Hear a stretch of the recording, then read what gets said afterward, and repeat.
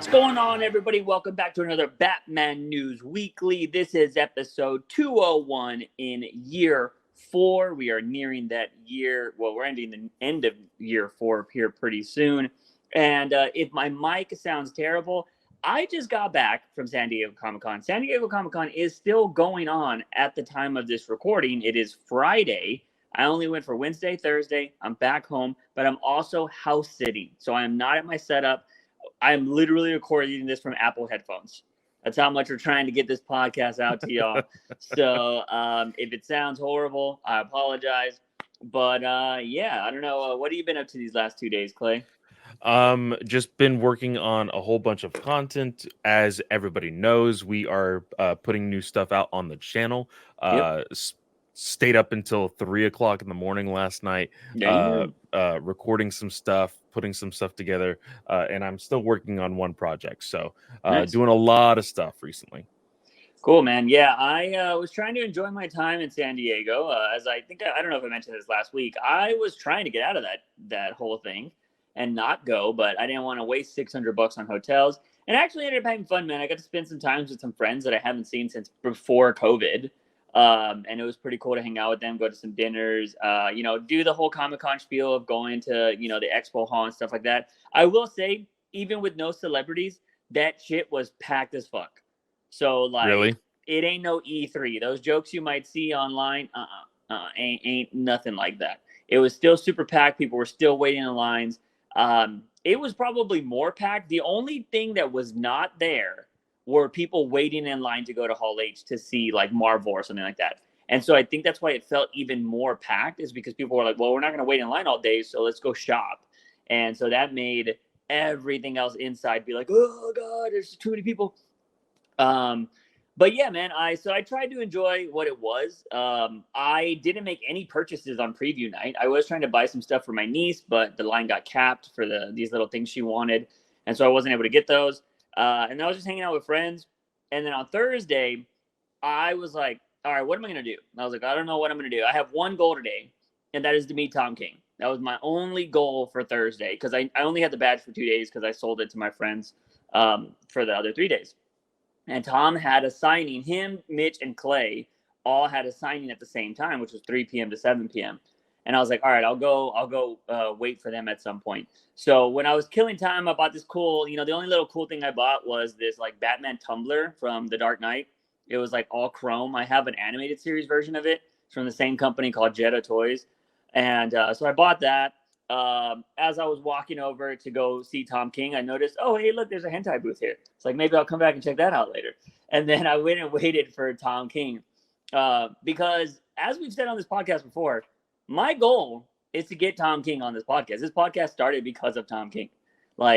He just has to be the first guest if we ever have a guest on here, in my opinion, because I think it's just right. So I told myself, I was like, I'm going to go buy, because I already said death to floppies. Not a fan of floppies anymore. But I didn't want to buy a trade. I already own pretty much all the trades of Tom King. So I was like, I'm going to buy the Trinity book, which is a floppy, unfortunately. And I'm going to get it signed by Tom King. And I'm going to ask him a question, because usually, if you guys have never been to cons before, if you get signatures, usually there's some crabby artists and writers out there that'll probably be like, just get out of my face. But King and Mitch and everybody usually like to really talk to you and then move you on your way. So I'm waiting in line just there, King and Mitch are kind of taking forever. I'm like maybe the 10th person in line. They're chatting it up with everybody. The thing that sucks is King basically has to wait for Mitch, because they're getting a lot of stuff signed together, right? And you can pay Mitch to do little sketches. So you have to wait for Mitch to sketch before the thing keeps going. And it's just like at a courtesy thing, right? Like, you're not going to jump over somebody that's also going to get signed by Tom King, Yeah. So Mitch is there sketching these badass little things, and you're just like, come on, man. Like, we've been here for a long time. The prints were amazing. I will say that I wanted to buy, Clay Mann had a bunch of prints there. He had the Catwoman, like, kissing Batman on the beach print. And I just told myself, like, I'm not buying art this year, because I didn't want to transport it back home, man. I was like, I did not want to do that. So I go, it's my turn. I buy the Trinity book, and I'm like, hey, what's up, King? And he's like, hey, man, how's it going? How you doing? I was like, cool. And I give him the book. And I was like, hey, so I'm only buying this book to ask you this question. He's like, oh, what is it? And I wanted to ask him two things. I wanted to ask him about Batcat, Like I wanted to so bad, but I was like, you know what? I have limited time. I'm gonna make it this one question. I was like, hey man, what does it take to get you on a podcast? And he was like, oh, and like he kind of gave me this weird like oh like what he kind of charging up his answer. And before I let him answer, I was like, this is why I asked. I was all 4 years ago, almost 4 years ago. Me and a friend of mine started a podcast because you killed Alfred. It was so crazy that we needed to talk about it. And since then, every week we've covered all things Batman because of that. And I was like, I would love to have you on and talk to you about coming on the podcast. And he was like, oh man, he was like, I'd love to talk to you. He's like, I would love to be on your podcast because like I'm down to chat about that kind of stuff. And I'm like, fuck yeah, that's awesome. But, and I'm like, oh fuck. He was all, I'm totally down to do it. He was like, the problem is I recently fucked up and I let some news get out that wasn't supposed to get out. He was like, I kind of told everybody that James Gunn was directing Superman when that wasn't out yet. And he was like, so he was on DCPR. Anytime I do a podcast now, I have to go through DCPR. And he was all like, so I would love to do your podcast, but you have to go through DCPR to do it. Like you have to do it the proper way. Now here's the thing, because I texted, like I got this news and I immediately texted Clay. I was like, I have good news and bad news about, about Tom King possibly being on the podcast. And so the good news is he said he's down to do it. The bad news is we have to go to the people that basically cut us off from everything DC. Yeah. So that's kind of the pickle we're in. So I don't know if, obviously we're not going to drop any names of who we work with, but like, I don't know if I should reach out and be like, hey, I talked to Tom King at Comic-Con and he told me to reach out. I mean, you could drop, the cred of like, hey, I was on your DC Universe Infinite commercial at the very beginning with Kevin Smith. I was just wondering if I could have well see, I tried to pull that kind of shit before to get the books myself before like we were before you were officially on board and stuff, and I was like co-hosting your stuff on the other podcast you had, and I never heard back. So like I've never had a one-on-one with him, so like with the contact at DC, so like I'm just like, oh shit. So there's hope. We just gotta reach out to that person and see if Okay, so it's not as bad as I thought, but it is kind of bad considering what happened recently. Yeah. I'm pretty sure we've told everybody, but if people don't know, we no longer get our books, in advance and whatnot. We are having to read these books same day as everybody else now. And it's just for the fact that there was not much growth at the time that I had submitted things to review. It literally happened in the days after I submitted.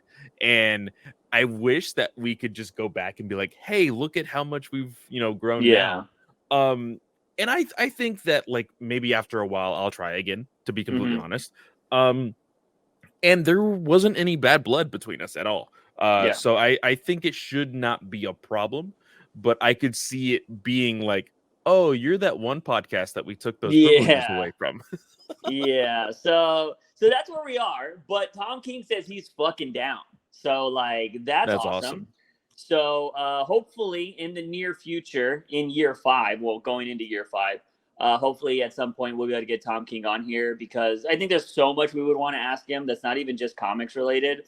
I would love to ask him about just the industry in general. I would love to talk to him what he thinks about people either loving his stuff or hating his stuff. Get his opinion on that, because I'm sure he has opinions. And just everything else that's going on. I would love to see what he thinks about floppies. He's probably on the side of floppies, but I do want to talk to somebody like that too. Hopefully send us some good vibes, some good wishes, and hopefully we'll get Tom King on the podcast at some point. That was what happened at San Diego Comic-Con, so that was really cool. Right after that, I went to the hentai booth and I bought some hentai, because I was just like, I went and I was like, I saw this, I was captivated by it. But here's the thing, I was like, you know what? I'm going to ask the guys here that are working, and I'm going to tell them to sell me on a book. And I was all like, hey, I was so obviously there's a lot of nice art here. I was like, what's the best fucking story? And the dude there fucking went off. He was like, oh, you want a good story? He was like, I got you. And he started explaining this fucking story. He was like, it's got a little bit of everything. He's like, but man, the plot twist and all this stuff. And he was going off. And I was like, all right, bro, you sold me. I was like, holy shit. I was like, I'll support. Fuck it. And sorry about that. Because I felt like I didn't buy anything, man. Like, usually when I go to Comic-Con, I'm a consumer. I like to buy shit. And I just wanted to fucking buy something random. Because I kind of owed it to my chat. Because I fucking didn't buy something 18 plus at AX. Yeah. So I was like, let me do it at Comic-Con, and I'll just fucking talk about it on stream or something like that. So I'll talk about it on stream. But yeah, I thought that was pretty fucking funny. And then after that, I just fucking went to go meet some friends, and then you know, we had some lunch at some nice little Mexican spot, and yeah, man, that was kind of it. It's Comic-Con is still going on, but it was packed on Thursday, which is usually pretty chill on Thursdays. But there was a lot going on. Ninja Turtles had a offsite with the Turtle Van, which was kind of cool, and they were giving out free pizza. So like that was kind of a cool thing. That 70s show is like the 25th anniversary every year or some shit like that, and like that was there. They had the car and like, you know, kind of shit like that. Bunch of shows I've never seen before, Quantum Leap and like some Vampire one and Shogun and all these other things that were popping off. Adult Swim was fucking going crazy. They had a lot of shit going on. But yeah, man, the only thing is like you just didn't see celebrities. But for the most part, like Comic-Con felt like Comic-Con, which was pretty insane. And it was only Friday. Like, I mean, or today's only Friday as of recording this. So I don't know. I told my friends that were there, I was like, if I get a good hotel next year, I'll go again. Because like I liked it. I am definitely, my body's getting tired of walking everywhere all the time during those things. I will say that. But I just had like a super far away hotel, and I think it really hurts your experience. So yeah. Anyways, so that's the Comic-Con news. But not a lot of news going on outside of Comic-Con. We were hoping today was going to be like a big, like, oh my God, we're going to talk about all the news. We weren't anticipating a writer's strike and an actor strike happening at the same time. So not a lot of news. But from what I'm hearing right now, or what I've seen that has come out, not very, what's the word? Encouraging. Possible Aquaman 2 delays. Which, yeah.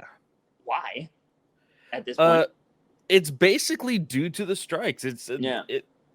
We will talk about the projections for Blue Beetle here in a second, but it's due to those projections and realizing like, hey, like people may not be going to see movies right now. Yeah. And the vast majority of people are siding with these writers and actors and, you know, being in solidarity with them and kind of punishing the studios for it, which they rightfully should in some capacity. Now, again, the writers and actors do want you to support these films, but if there is some, you know, small little dings that we can give to the studio, you know, go ahead and do it. I don't know if a lot of you have heard, but smaller studios have agreed with all of the demands of writers and actors. And so the WGA and SAG-AFTRA have signed on to 39 films with smaller studios like A24.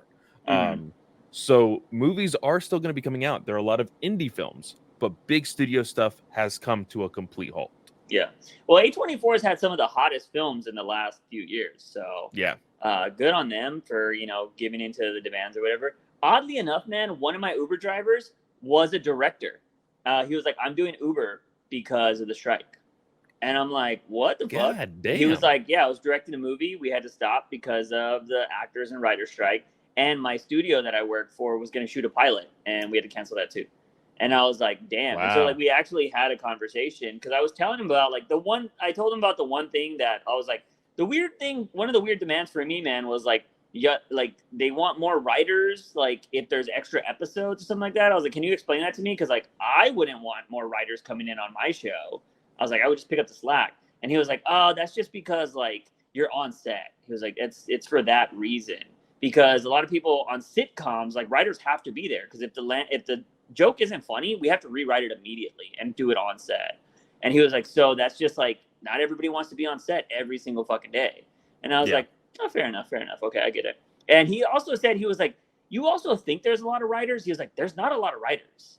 And so he was like, there's less than you would think. And so he kind of made that point, but I was like, all right, man, but like realistically, what do you think they're going to get and not going to get? And he thinks the residuals, they're not going to get that for streaming. He was like, I don't think that's going to happen. He was all, because where's the money going to come from? He was like, you know, Netflix and all these people, they're making money, but they're also making a bunch of productions. So they're going to be like, and we also have to pay residuals. He was like, I don't think that's going to happen. He was like, the one thing they need to hold out for is the AI stuff. He was like, they have to hold out. They cannot give in on that. He was like, because if they do, it fucks over every small actor for the rest of eternity. Yeah. And so it's intense, man. He says, he was like, nothing's going to happen to October. Like, he was like dead set on that. He was like, nothing until October, I guarantee it. I was like, fuck.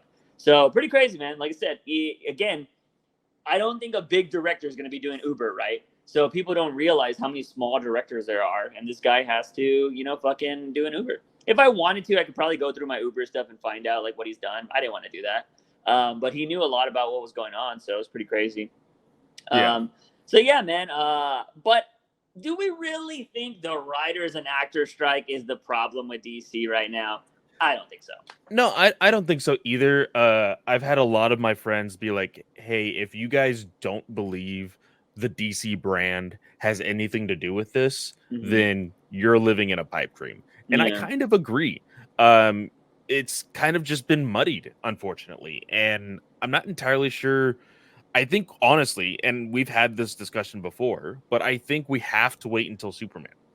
Superman is going to be the make it or break it movie for how DC is going to be looking from here on out. I think a lot of people will give it a shot for the fact that it is a James Gunn movie. I think that word of mouth will get people be like, oh, the same person who did Guardians is making Superman. That's awesome. And they'll go see Superman. But it's after that as well. So we'll have to wait and see. This whole thing about delaying Aquaman, though, is very interesting. Because if you delay Aquaman, then like, I guess you don't have to delay Superman, but it's so odd. Like, I don't know how long they're going to delay it, you know?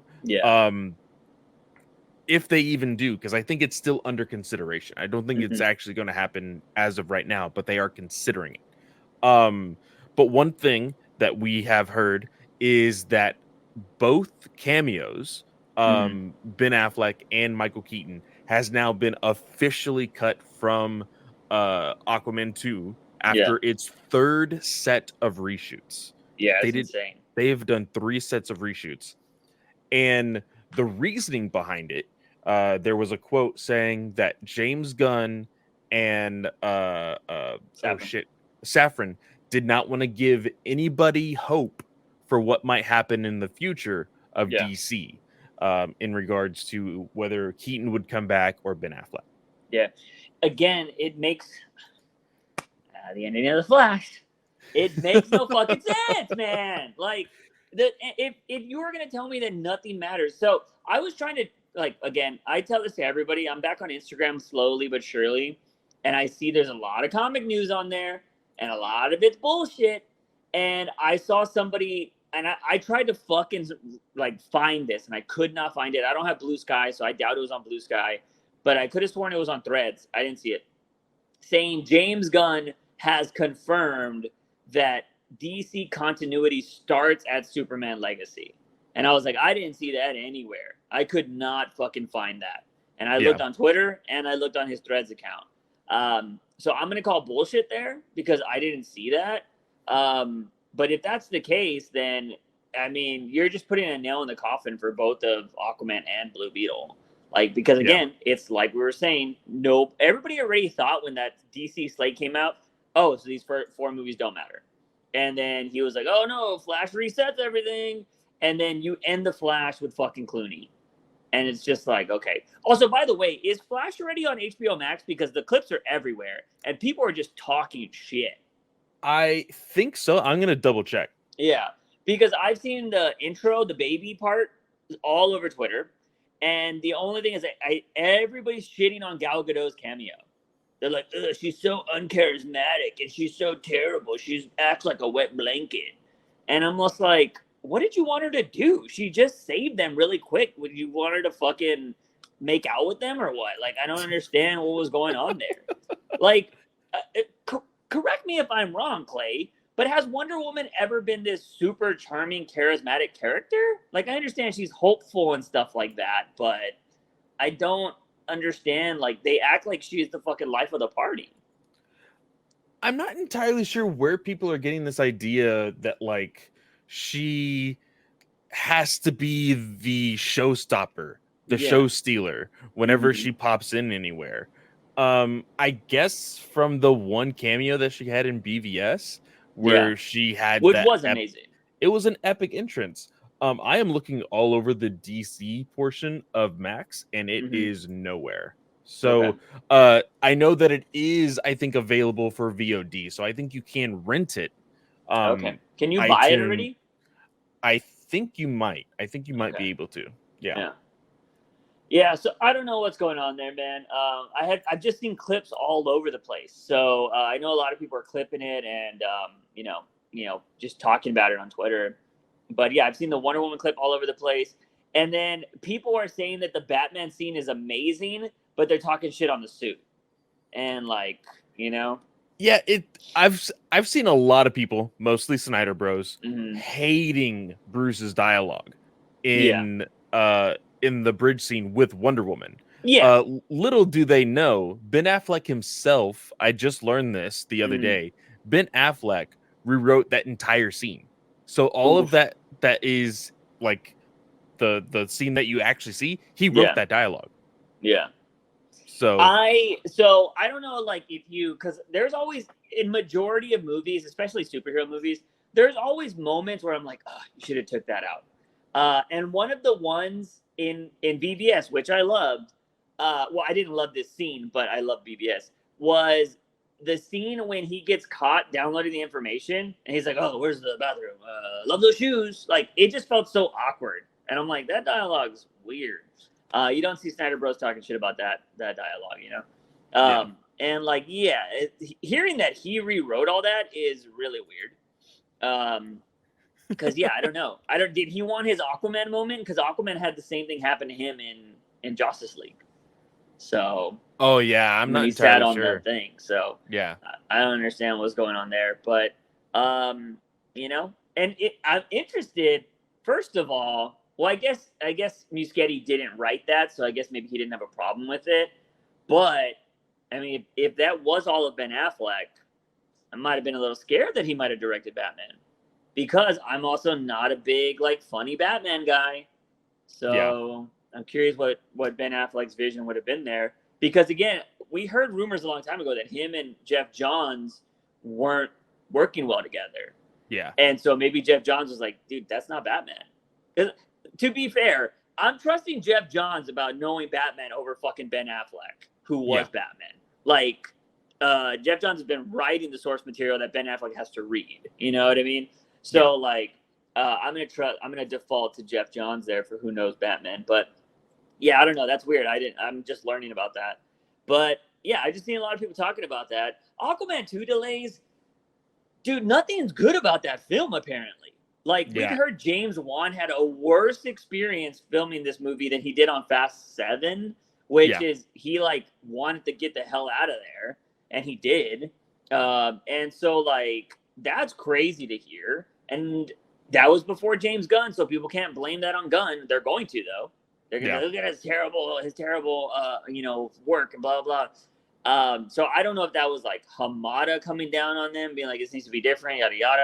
I don't even know. But it's so weird, man, because I'm seeing the Snyder Bros blame James Gunn, and they're praising DeLuca, or what are the other two that are doing the Abney and DeLuca, Yeah, they're sucking their dicks. They're like, they were going to bring back Cavill and Ben Affleck. We're going to get the Snyderverse again. Like, they're like saying that they were the saving grace. And it's just like, bro, what? They're the ones that fucked up Aquaman, if anything, because they were there.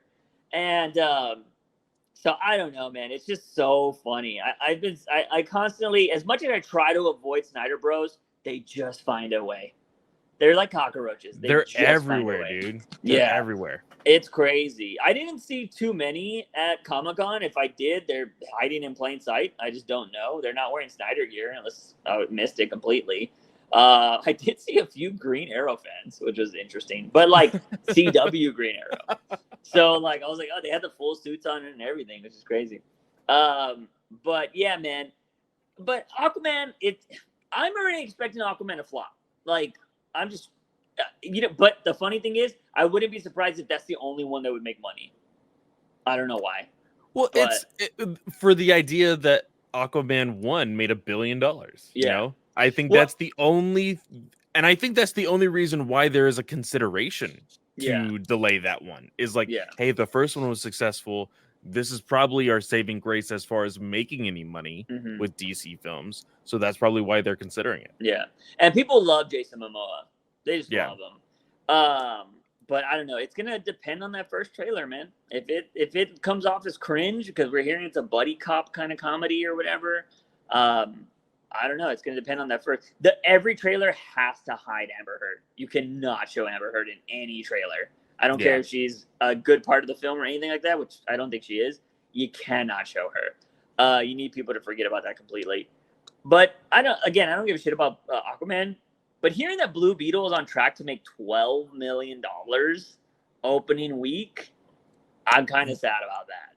This was very disheartening. Yeah. It was tracking beforehand to make anywhere from 50 to 75, which I mean, it's a not a well-known character. You know, it's an origin story. Like, it's to be expected. If it was gonna make that money, I was going to be like, okay, hey, we got the projections and it's only up from here. So now, after the strike started, saying that the only projections are showing anywhere from 12 to 15 million dollars. Yeah. That is insane. Yeah, man. I'm telling you, I don't think for DC, I don't think names matter. I genuinely don't think. Momoa's a huge fucking name. If Aquaman flops as bad as Flash and what Blue Beetle seems like it's going to be, name power doesn't mean shit, in my opinion, for DC. And I think that's why you should just reset everything. Because, I just don't... I don't know, man. It's just so wild. I feel bad for Blue Beetle, man. Like, one, it's the first Latino superhero, like majority all Latino cast and crew, which is amazing. We'll be there. We'll be watching it. But, it just sucks. Like, I don't know. And it's kind of one of the things that I'm worried about, man. It's just like, are we really thinking, and I know this isn't true because the Batman made money, the Joker's made money. So it has to be something with the DCEU on why people aren't watching this. Like, because there are DC fans that'll go out and watch it, but do DC fans only like serious shit? Like, is that the problem?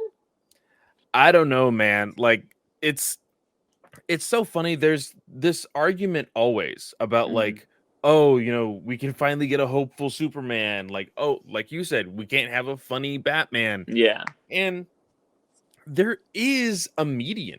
There's an in-between in every story. People can be serious while also having comedic relief, right? Yeah.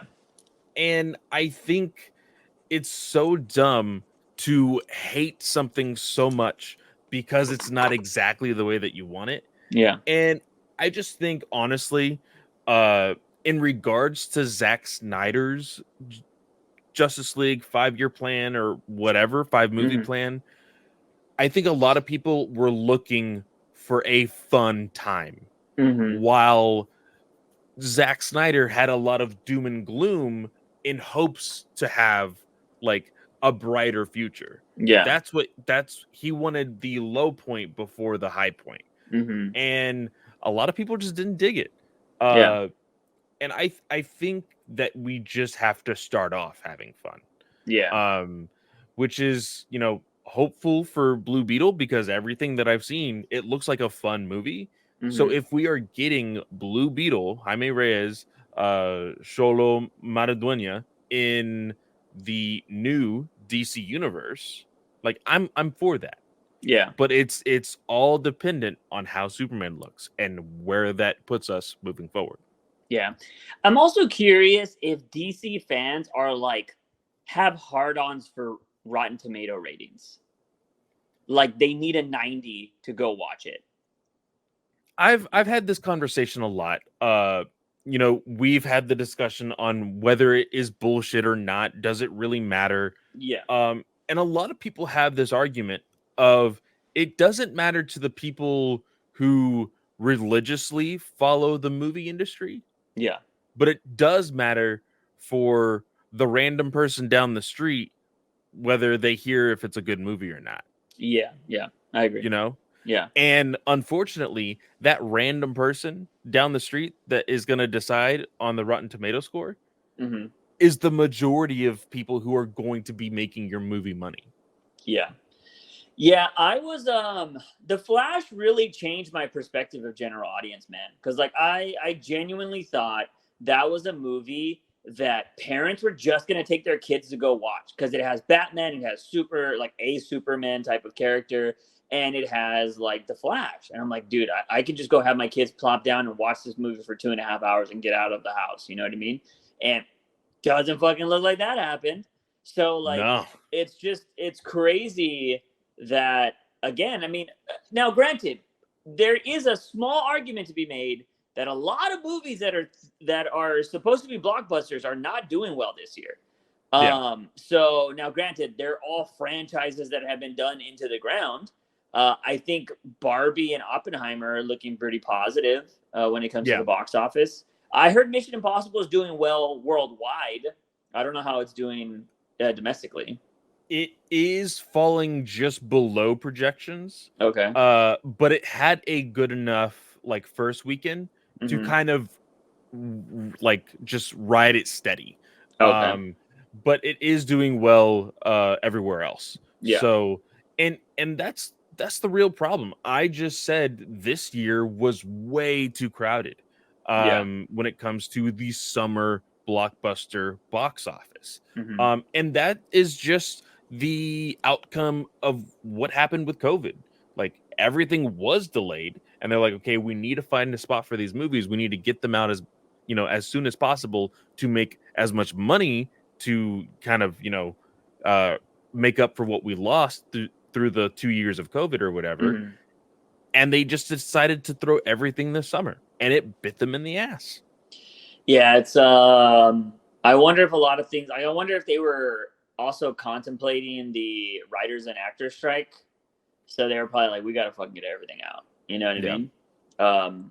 From hearing what they're going on, dude, like it's funny because I that was like the talking point of Comic-Con was the actors strike and the writers strike. Like anybody I talked to, like everybody had opinions on it.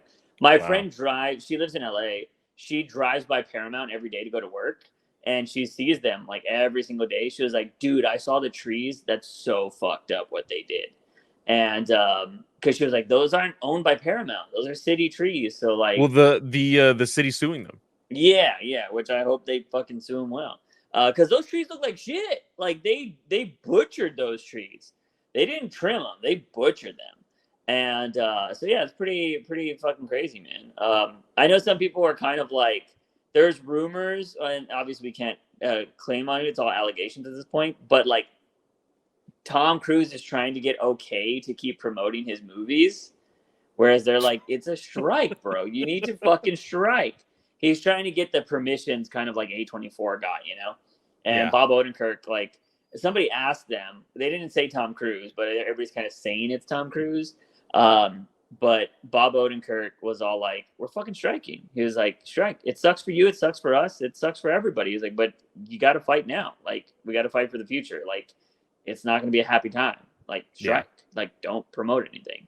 And so it's wild, man. It's a definitely crazy time. I can only imagine. I saw that Blue Beetle suit in person, by the way. It looks fucking amazing. God, man, that's awesome. It looks so dope. I took a photo and I put it on my Instagram, but like I took a weird angle of it, so it looks really long. Like he looks like and obviously it's just a mannequin, right? So it looks really long, but like it looks great in person. So I really want to see that on the big screen. I can't wait to watch the movie. It just sucks that like this is all going on. They can't promote it. I did see them giving out. They partnered with Reese's to give out Blue Beetle candies. So that was kind of cool. That wasn't going on when I was there. I would have loved to get some candy. But yeah, so I saw that was going on. Today is like the official day where a lot of the promotions are going on. I know Pet Cemetery. I was following this DC account or SDCC account on Twitter. Like Pet Cemetery has people going around fucking in like pet masks and like, doing like death drums and shit. And it's like wild stuff. That's what I love about SDC. Like the marketing is insane there, but it just sucks that like they probably would have went all out for Blue Beetle had like these things not going on. Had been going on. Maybe even, they might have had a panel, but, unfortunately, we didn't get any of that, which sucks. But, yeah, man, I don't know. I don't really have any hope for DC right now, not until Superman, which is unfortunate. Maybe Commandos when that comes out, but that's not going to be like it's just going to be like a Max show, right? So, I don't think anybody's really going to talk about it. They'll probably talk about it the way they talk about, like, Harley Quinn, but I don't see them like it's not gonna be like Into the Spider-Verse kind of shit, unless it is. That'd be awesome, but I doubt it. I mean, we all know that Into the Spider-Verse is James Gunn's favorite superhero film. Yeah. So I think he does have like a really big heart for animation. Yeah. It's gonna be very interesting how that turns out. Because we've also heard that he has big plans for Wonder Woman in animation. Mm-hmm. So to see where that's going to be landing in the future, I think that's going to be very, very interesting. Yeah, we'll see, man. I will say I saw these two older dudes they have these really awesome Adam West and Robin costumes. What is I forget the actor that played Robin. But I can't remember his name. Yeah, but they had he had the classic suit. They were so well done, man. It was awesome. This is one thing I love about Comic-Con. Everybody was had crazy costumes, and that was only the first 2 days. So I'm sure it's gonna get crazy tomorrow. But yeah, man, that's pretty much a lot of the news. I think we already covered that both of the Batman scenes have been cut from Aquaman. Yeah. There was visuals of the end credit scene that was supposed to happen at the end of The Flash, I believe. Yeah. With Batman having a black version of the blue suit that he had with a bigger emblem, basically it's Snyder cut one, right? I think it's the gray and silver suit that he had in the Snyder cut. Yeah. Yeah. So curious on where that was going to go. Was that the scene that you were talking about? Yeah, it's the original scene of him like saying, "Barry, what did you do?" And he was lost in the multiverse. Yeah. Yeah. So I wonder if those will be on the DVD. You think they hold off on them? I think they might hold off. I don't know if they. You think the Cavill stuff will be there? They filmed all that stuff. They did. So I would be really interested to see if they end up putting a lot of that deleted scenes in the actual DVD set. Yeah. Yeah. I just really want Gal Gadot to come back, man, because I loved her cameos. I loved her Flash cameo. I mean, not her Flash, her Shazam cameo. Yeah. It was so good. Which again, I don't know why people she doesn't have any charisma or anything like that. I don't understand it. I'm not sitting here saying Gal Gadot is the greatest actress, but I think she plays Wonder Woman just fine. But I don't know. So yeah, but other than that, not really any big entertainment news. A lot of comic news. Oh, actually, before we move on to that, we actually have the Vigilante stuff. So Gunn has been active on Threads. And he's been answering a lot of stuff. I put a bunch of screenshots in the Discord of just kind of stuff he's talked about. And somebody asked him, when are we going to be seeing this guy? And it was a photo of Vigilante from Peacemaker. And James Gunn said, before Peacemaker 2. So now we've talked about on this podcast before that, he's been kind of hinting at the possibility of Peacemaker being in Superman Legacy. Which is even more a possibility now that fucking the whole Justice League is in the movie. Yeah. So that could be a reason. Maybe he's going against some of the Justice League. Could be a thing.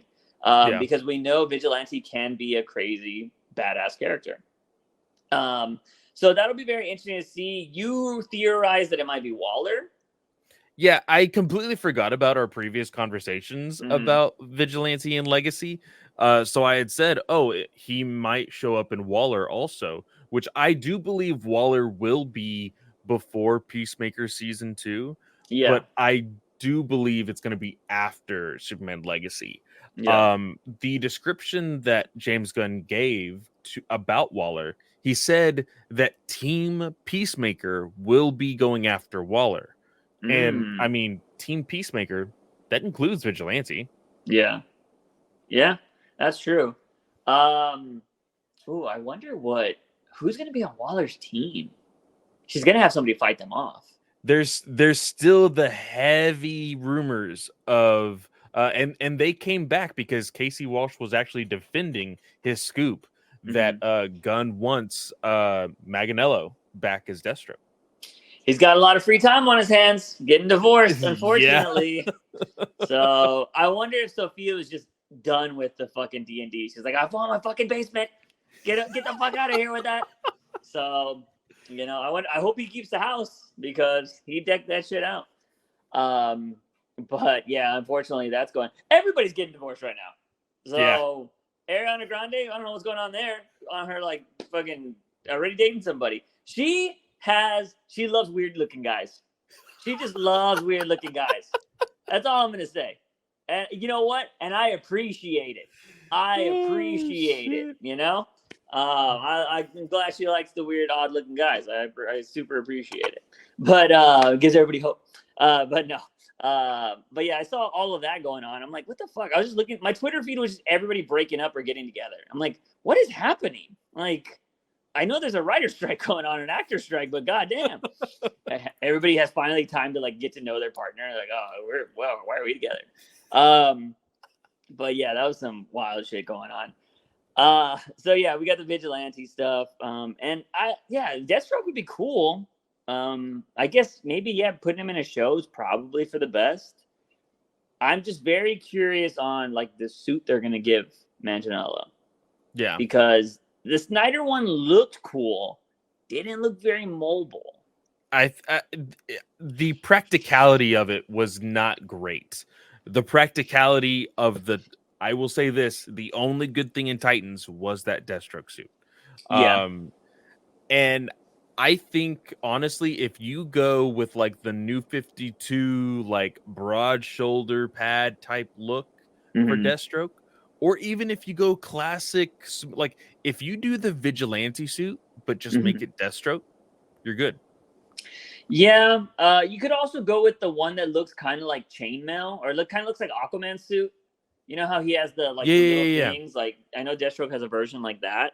Maybe they could do something like that. But yeah, you just can't do the blocky shoulder pad like all around armor. The you just armor, can't do it. Yeah. So I'm curious on what they'll do, but I'd be down, man. I think Manganiello could pull it off. I'd be interested he's a big nerd. I would like him to be able to play a big nerd thing. But yeah, there's no telling. Because again, are we gonna go with like a much older Deathstroke than like a younger Bruce Wayne, maybe, or are we getting that 40-year-old Bruce Wayne? Are we getting Jake Gyllenhaal? Because I think it makes sense if they are gonna cast like a 40-something-year-old. But I don't know, man. Apparently, we're miles and miles away from that, so we'll have to be waiting and seeing on that. But moving on from that, bunch of comic news, and one that just seems cringy as hell. And I cannot believe it's true, but it's coming from CBR, and that is the normie capital of the world for comic news. What is this? What's going on here, Clay? What is this comic news, man?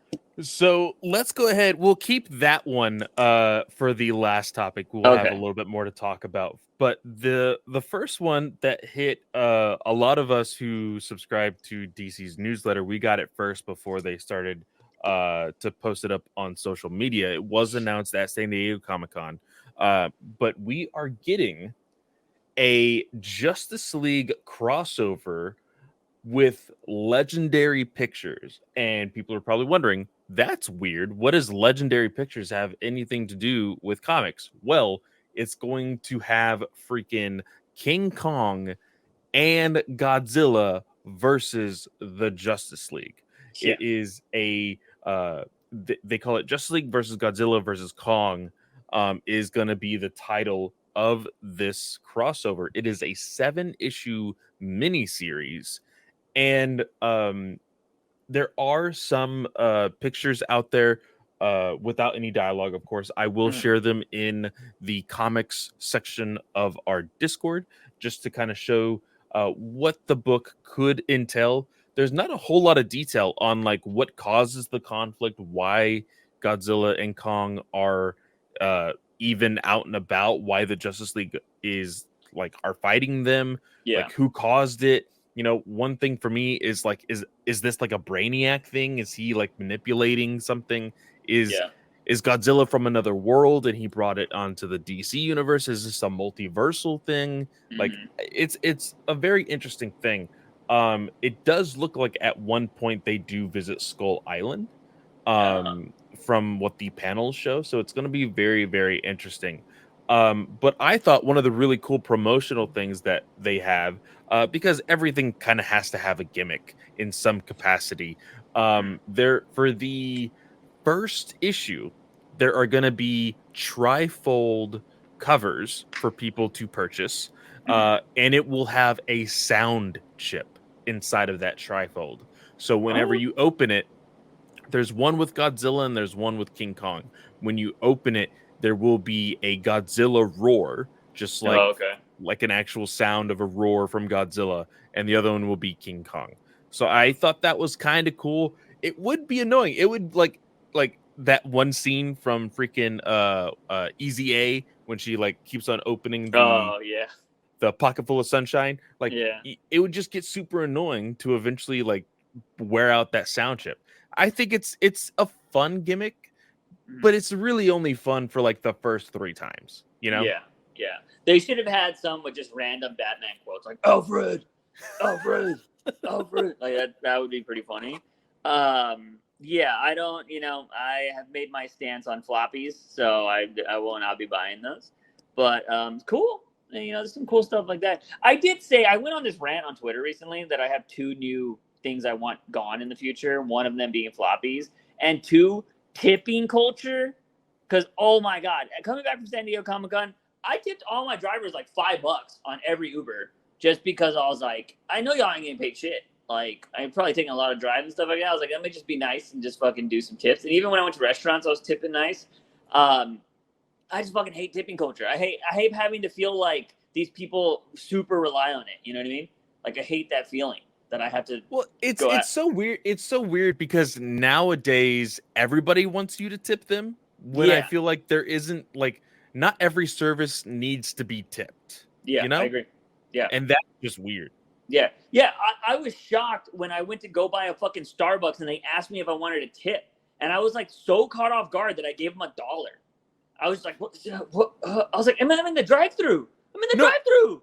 So here's something wild that I didn't even think about asking, but Abby, my wife, she had just the thought of asking somebody one day, hey, do y'all get the tips? Yeah. And the person said, no, it's for the business. Yeah, that's so dumb. And I'm like, then no. Like, so from now on, whenever there is something that actually shows me, like if I'm doing like a card or whatever, and they're asking me, do you want to add a tip? I ask the person, hey, do you get this? And if they say no, then I'm not going to tip. But if they do, then I will tip something. So yeah, you know what the problem is though? If enough people do that, the business is going to tell them they have to say yes, and they're going to get fired.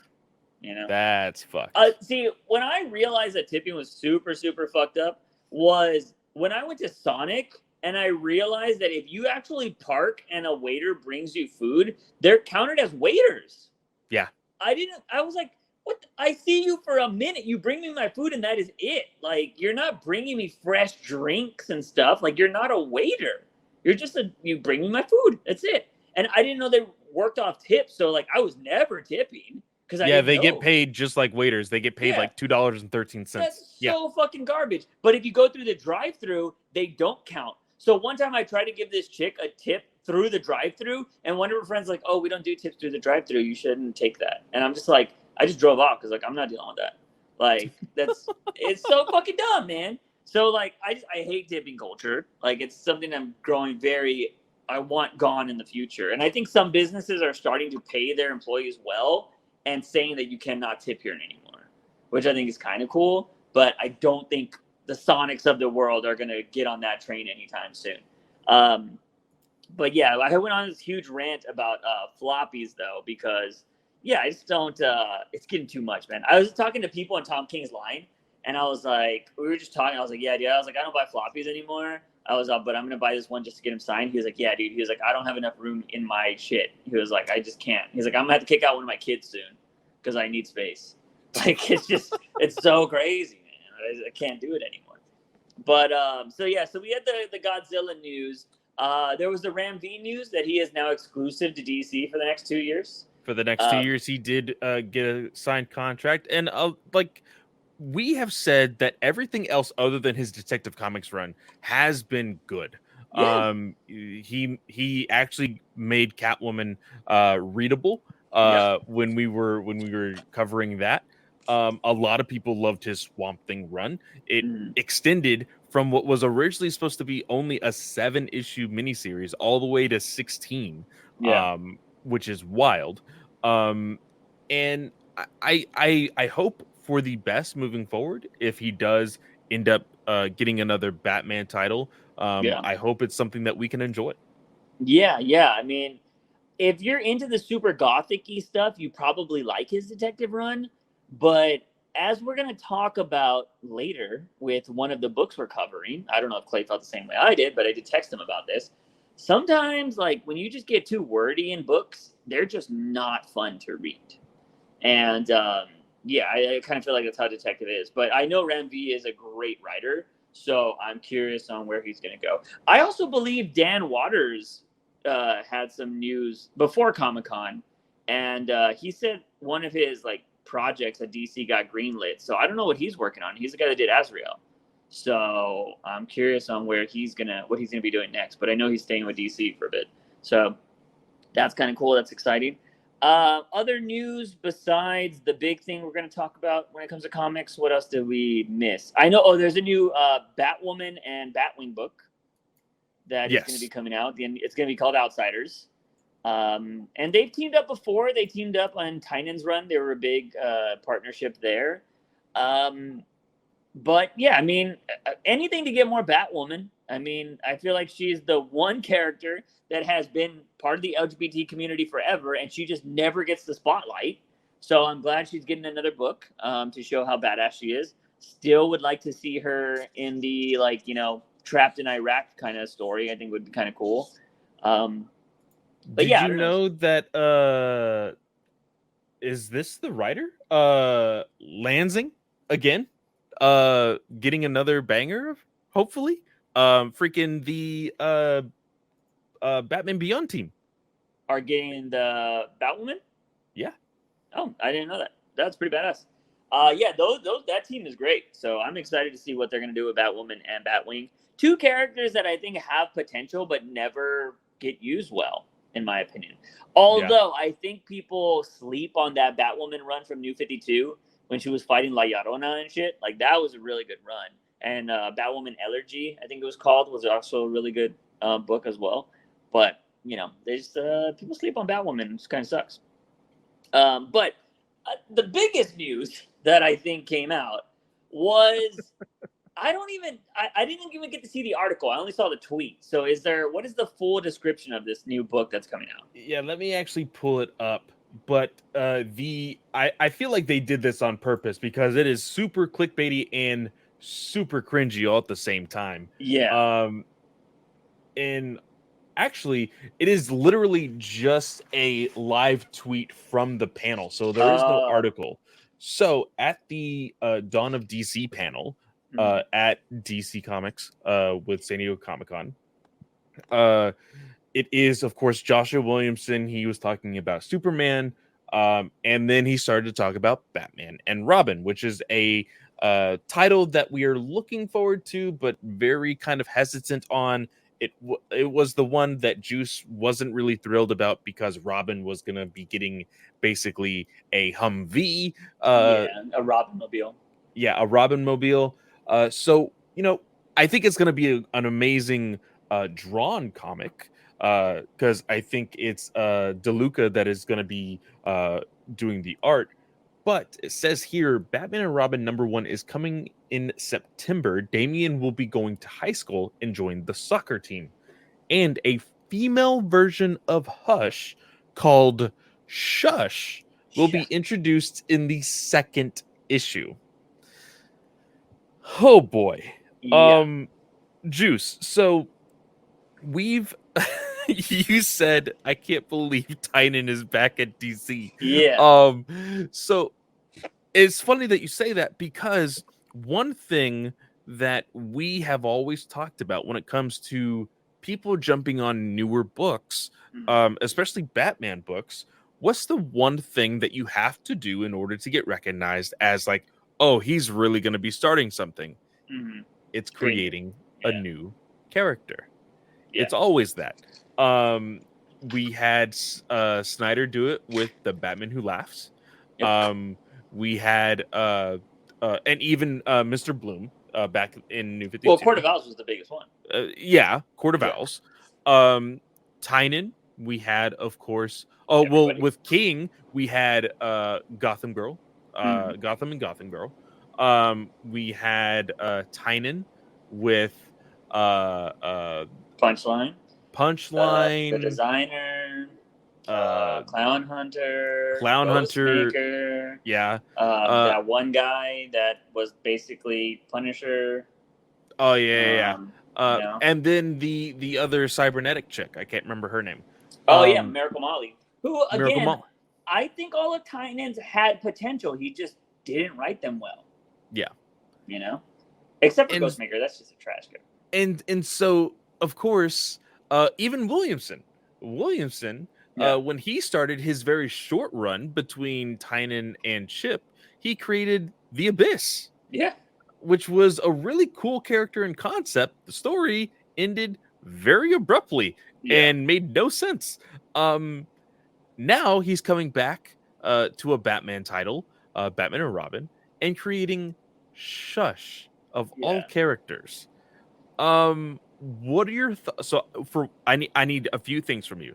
Mm-hmm. What are your initial thoughts? What relation does Shush have to Hush? And does this mean we get Hush in his run of Batman and Robin?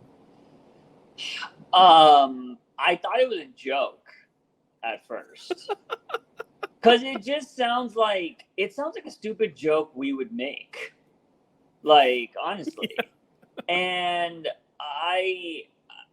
I'm kind of hoping CBR is just talking shit, and it's not going to be a real thing, but it doesn't surprise me. Hearing Seeley talk about how, people have to make new things because it's what the studio wants and all that kind of stuff. Maybe it's kind of their way of rebelling and being like, look, if I can't write a good story, I'm going to write a stupid story. You know what I mean? Because you're paying me either way. Like, if I can't tell my story, I'm just going to create a new character called Shush, and, we're just going to roll with it, and I'm going to try to make it good, but I'm not, I don't care. Which is another reason why, if creators aren't going to own their own characters, they're not going to have their heart fully in it, You have to really love comics to want to be able to do that. But if you're not going to give them creative control of the story, at least, and you're going to be like, no, you can't do that, and also we need new characters, I could see people making stupid shit like that. But with Williamson, what he did in that Batman run, that very short Batman run, doesn't surprise me that he would make something called Shush, because he brought back the Code of Heroes or whatever, which was so random, and then, it just kind of came out of nowhere and then ended. But that everybody knows that whole thing was made just so they could launch Shadow War and the new Batman Incorporated. It's the only reason why Williamson did that. There was no purpose for that story. But yeah, I thought it was a joke. It would be stupid to say that she's called Shush and Hush is not in the book. I think that would be dumb. At least you have to give people Hush now, Because then what is? There has to be some kind of relation. It's probably going to be like his daughter, or he kidnapped a kid and like redid her whole face and made her into like look like him or something like that. And what is she going to do? Is she going to walk around with like scarves around her face so nobody sees her? Like she's going to be like emo kid, like fucking nobody sees me. I know there is gonna be some stupid stereotype in like the high school scene that's gonna be her secret identity. Yeah. But he already kind of gave us the high school gang in the Robin book. Like he dated the emo chick, essentially. She literally stole his heart and like all of that kind of shit. And so I don't know. I mean, it still blows my mind that he created that clone son of Deathstroke and killed him immediately. Yeah. And then Deathstroke was like, I gotta destroy the whole world and destroy the whole Justice League because my clone son. It's the fucking stupidest premise. Like, again, man, I wouldn't be surprised if it came out like 10 years from now if all the people at DC were like, dude, to be honest, we had a bet who could write the stupidest shit and get away with it. You know what I mean? Because, I'm going to write this dumb shit and go into an all-out war for an event that we have to do instead of having some solid freaking planning. I don't really know. But, yeah, dude, that is up there with Freeze Pop and Snow Cone or whatever they were, James Tynion called the, Mr. Freeze kids. Which was like Shush and that, man. I don't think anything's ever gonna beat what was it? Cancel culture and the ones Marvel did. Like Snowflake and I can't remember what the other one was. Yeah, I don't know. Those are the fucking worst names ever, dude. Yeah, I don't know what they were trying to do there. So speaking of writers that we're talking about and what they did for Batman, James Tynion wins Best Writer at the Eisners. Wow, for his indies? I believe so, yeah. Nice. That's probably his first one? I don't know if Something's Killing the Children won anything last year. Okay. But yeah. Yeah, interesting. This is the first time I've ever heard of this writer, but she's getting a lot of pull right now because she's doing that spin-off of Hack and Slash that is, or Hack and Shack or whatever, that is Tim Seeley's book. I didn't know it was running for so long. You mentioned that. But I guess this is a spin-off. That's why his name's not on it. But I could have sworn if you create something, your name is always on it. So I don't know what's happening there. But I was, because I know a lot of people are like, oh, you're not even reading her stuff. I saw it. She's kind of cute. Like, I was like, no, what? Because I saw her, like, take a photo in front of, like, she had this huge-ass billboard of her, like, first drawing that she did or whatever. Like, because if nobody's ever been to Comic-Con, they have these really tall billboards, like, for the booths. And it's one of her paintings, and she was like, or one of her drawings. She was like, yeah, and I drew this, blah, blah, blah. She had a story with it.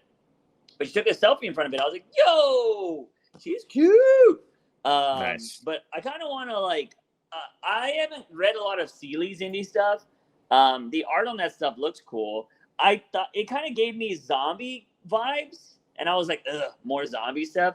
But I don't think it has anything to do with zombies. So I think it's just like a bunch of characters beating the shit out of other people or something like that. So I have no idea what it's about. If anybody in the chat has actually read it, you think it's good or not, let me know. But yeah, it seems like that is getting a lot of praise. But I believe she was nominated.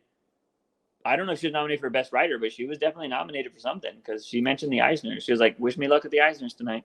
So, I guess she's probably an artist. So, but yeah, now she's also going to be a writer. So I don't know. So best of luck there. But I don't think there's any more comic news unless we missed out on anything. I don't believe so. All right, so we're going to move on to questions, ladies and gentlemen. Now, we've been hella busy, so Clay wasn't able to ask in the Discord. So we are going to just be pulling from the YouTube this time around, which we have a few. Let me go ahead and actually sort by newest. And first up, we have Clay. What could potentially help DC expand the most? rebooting the DCAU on Cartoon Network, taking over the mobile gaming market, great original games, having collabs with content giants like WWE, NBA, and Mr. Beast. Can't believe Mr. Beast is a content giant nowadays, which is crazy. But I mean, they're not wrong. I mean, Cartoon Network's isn't like Cartoon Network like laying everybody off right now? Cartoon Network is officially dead. Oh, is that like for sure? So David Zaslav murdered it. They took their last company photo this past week. It blocked off like freaking 2 ways of a 4-way street. It was that big of a staff that took a picture in front of the building. But I think like a majority of them, I say a majority, I have no entire clue, but I think some of them still live on as far as like creators at Max for Adult Swim and stuff like that. So I don't know if rebooting the stuff on Cartoon Network would be a thing. I think more so what it would entail, because of the signed contracts with Amazon Prime, I think you would have to remake the DCAU over at Amazon. Yeah, I could see that. Mobile gaming, they have mobile games. So that really, I don't think you're going to dominate there. Granted, they did kind of show like a new game or something that's going to be coming out. Yeah, they showed the Batman Who Laughs. It was literally like, I think, a 20-second video. The art looked very reminiscent of like, if any of y'all have played Ultimate Spider-Man, really old school, like very comic booky, bubbly type of look. It looked like that. But there was zero context of the actual video, and then there was a screenshot of what looked like a wallpaper, like just concept art, basically. And even that didn't give enough context to be like, hey, what is this game about, if it's a game? So it's very unclear what the mobile gaming scene for DC is like, because Injustice 2 is still something that is very playable. I know that they have like DC Legends was something that I tried to play from time to time. It was basically a pay to win game. And then I signed up for this thing called DC Heroes and Villains, which was announced at DC Fandom. I think the first DC Fandom. I pre-registered for it. I downloaded it because it went live this week. It's a freaking puzzle game. Like freaking when I say puzzle, I literally, it's like Bejeweled. It is freaking Candy Crush. Like it is literally. Is it like Dokkan or no? Is it no. more like Candy Crush? It's more like Candy Crush. Like you're literally like putting 3 colors together, 5 colors together, and like the more you do attacks your enemy or whatever. But it's a gacha game also. So you have like characters with like different stars as ranks or whatever. So it's a gacha game as well. And I'm just like, this was fun for like the tutorial, and now I'm done with it. So I'm not entirely sure what you can do in mobile gaming. Recently with the actual we've talked about it recently, the DC card game. The betas went so well that they did an actual open beta now. So anybody can play it now. But that's only for PC. I think it does have a UI that it can eventually be pushed to a mobile gaming, but they have no idea. Like there hasn't been any news of it going to phone at all. I don't think crossing over with like the NBA and stuff would benefit DC at all. They already put their movie trailers in between the commercials of NBA games and stuff like that, WWE shows. And I don't think Mr. Beast would bring any value to DC, in my opinion. Unless like he's like, oh yeah, I did this thing with DC, and then he gets like killed in a movie or something. Like, people are like, oh, go watch Mr. Beast in this, the Flash movie or whatever. Which I'm surprised like he hasn't been put in like Marvel or something. Like I think they would just do a cheesy cameo like that, But I don't know. Like I just don't think that would work. I think if Cartoon Network existed still, But that's where you'd have to. I think rebooting is the only thing that would build them more, because I think a good animation will always get like eyes on it. So, Yeah. We do have one reply to this that said, okay. "Shine the bat signal onto the moon." Okay. All right. That's your big hype for DC promotion. I mean, it would get people talking if you could pull that off realistically, which would be crazy. It's not. I mean, I think at that point, just have Samsung do it for you. I mean, they were doing that whole thing where you zoom into the moon and it AI generated the moon for you, Oh yeah, like yeah. that big scandal that they got going on. So, I mean, if they do the bat signal, we may as well. Moving on, we got Alexis Barrera says, would Gunn giving Snyder his own small trilogy, Green Arrow, for example, appease the cultists or make them even more upset? I can never tell with them. I was thinking about this because I saw this, because we've talked about Snyder getting Green Arrow before. We have. It would be terrible. It would be a terrible idea. Not that he couldn't do a good movie. It would be terrible because it would give the cultists hope. Yeah, it would give the cultists hope. I think they would call. It's so funny. The cult like attack their own more so than anybody else in the world. They've gone back and forth on hating Henry Cavill. They've gone back and forth on hating Ben Affleck. They've gone back and forth on hating freaking Gal Gadot. So I think if Snyder were to agree to be like, hey, I'll do a Green Arrow movie, everybody would just hate Snyder. And people would be like, isn't he the whole entire reason why you made this cult to begin with? Yeah. They're like, oh, he's a snake. He gave up to the man and blah, blah, blah, blah, blah. Like, that's what it ended up being. But in all honesty, I do think that it would be bad.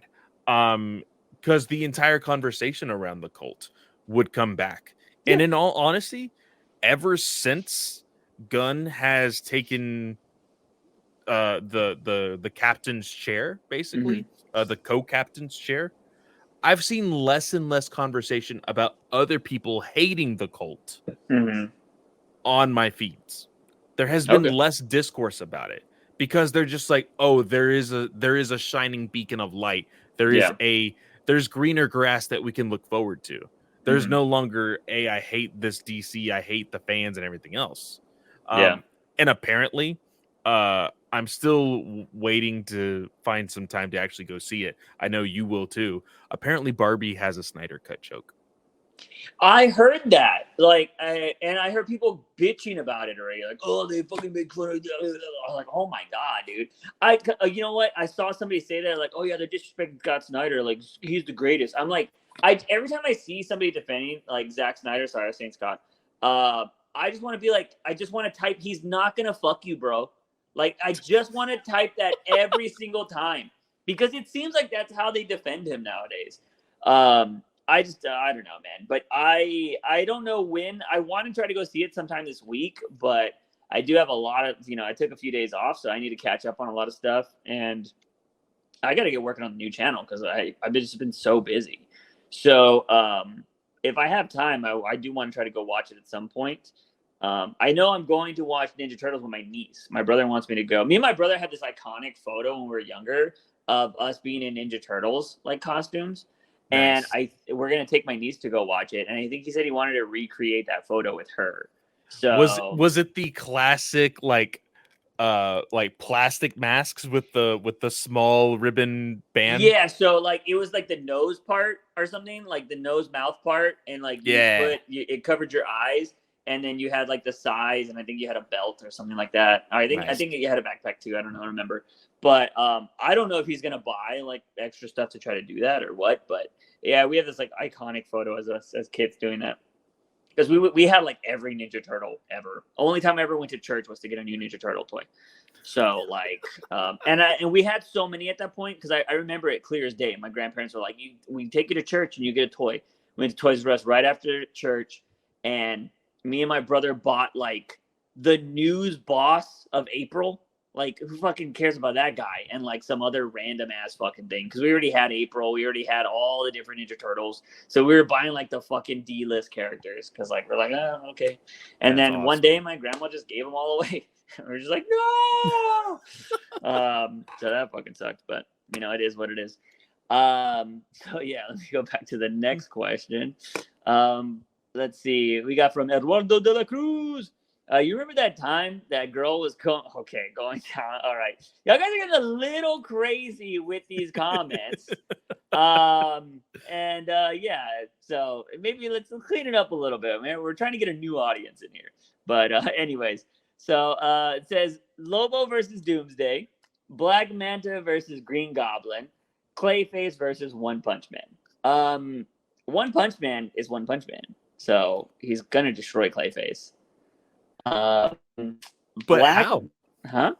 But Well, how? I mean, he's beat blobby type of people before.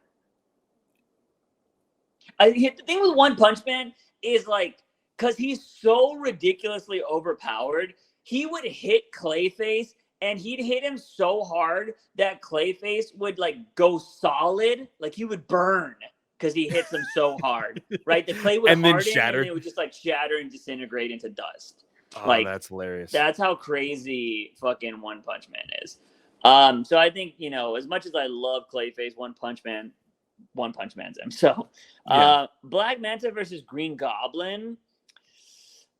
I think Black Manta has more powerful tech. Correct me if I'm wrong.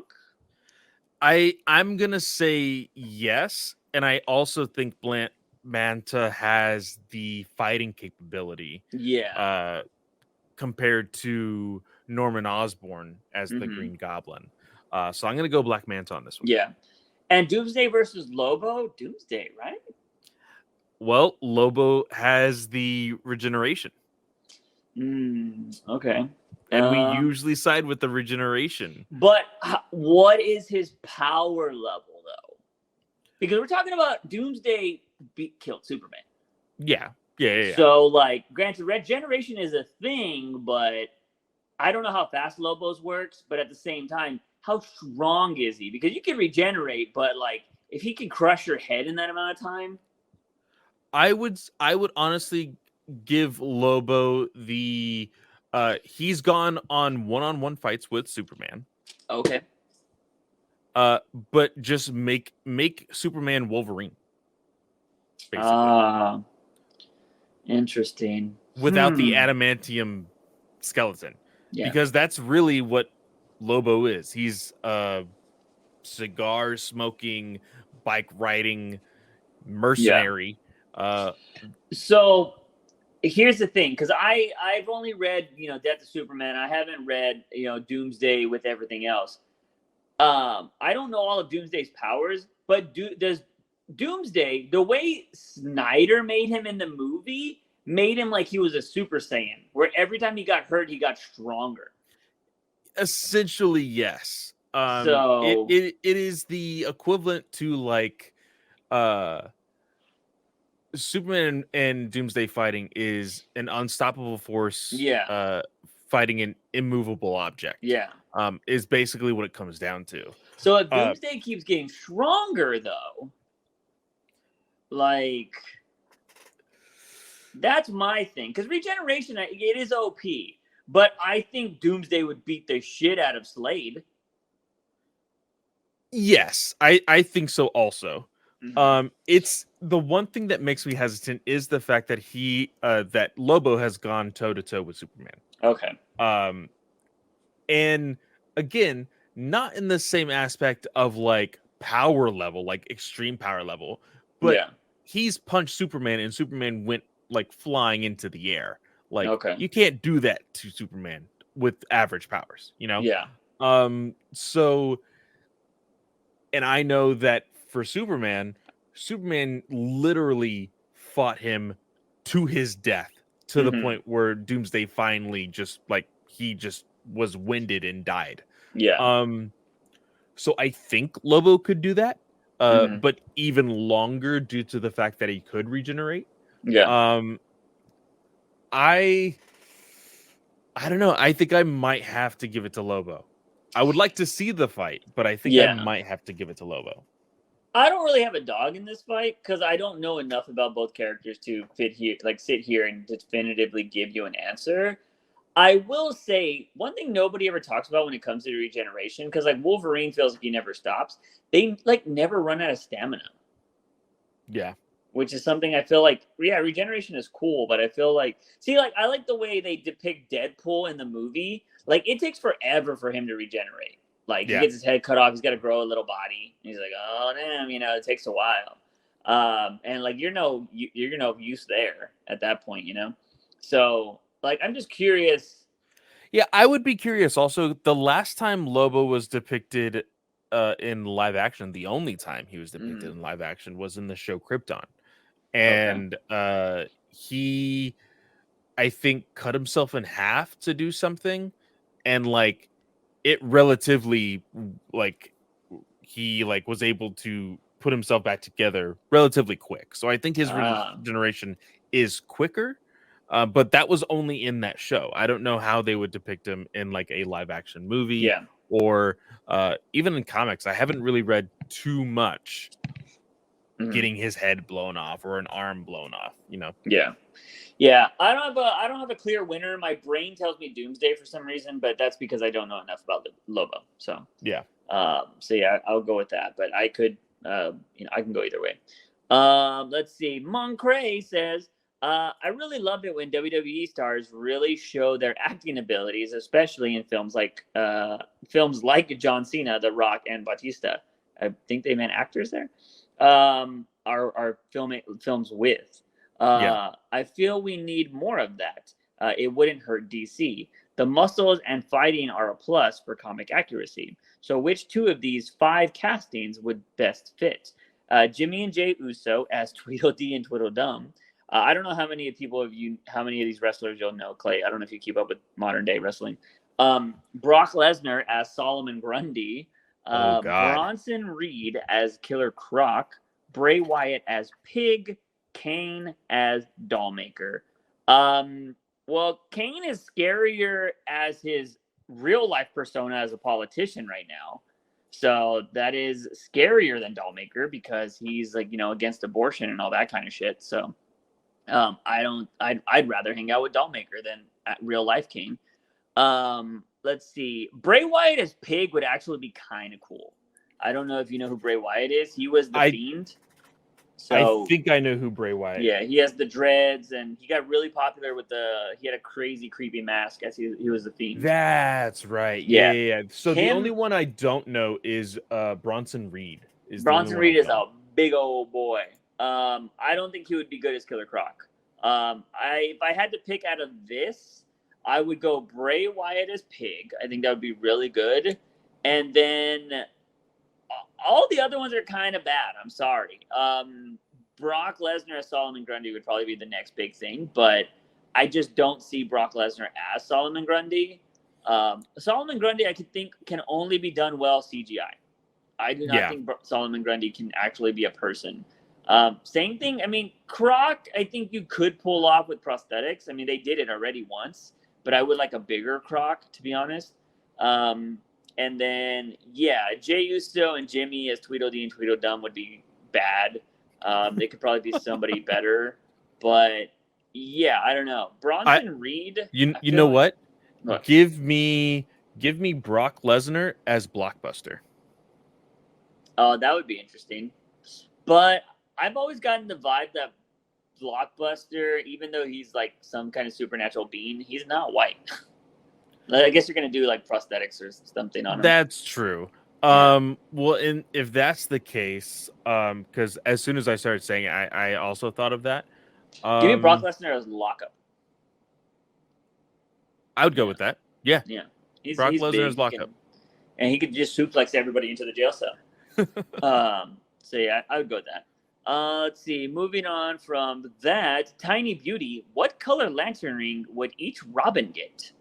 So I love this question. Green Lantern, Red Robin or Red Hood book. That's a good question. 6 months ago, I feel like. Hold on, I'm gonna look that up. Yeah. So according to DC, Red Hood would have got a Green Lantern ring. And I don't know what happened there.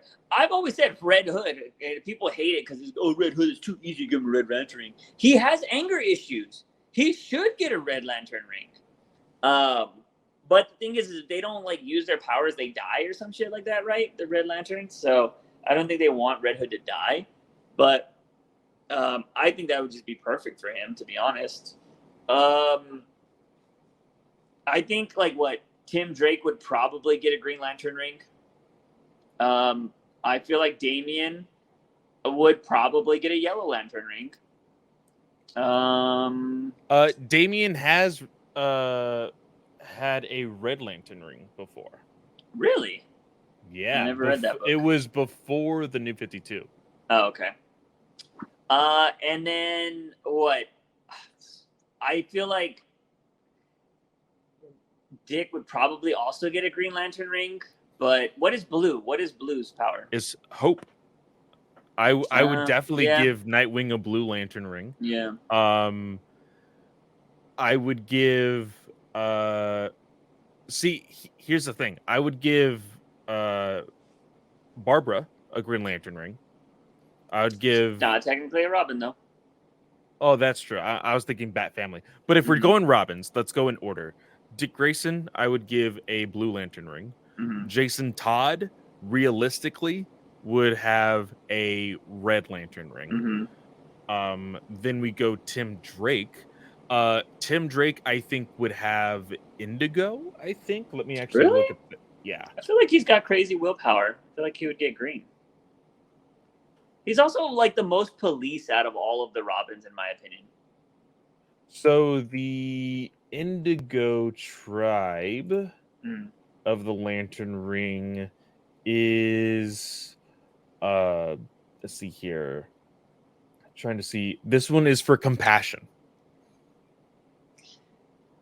I don't really take Tim as I mean, I know they kind of leaned more into it nowadays, now that he has his boyfriend. He's like a little bit more lovey-dovey.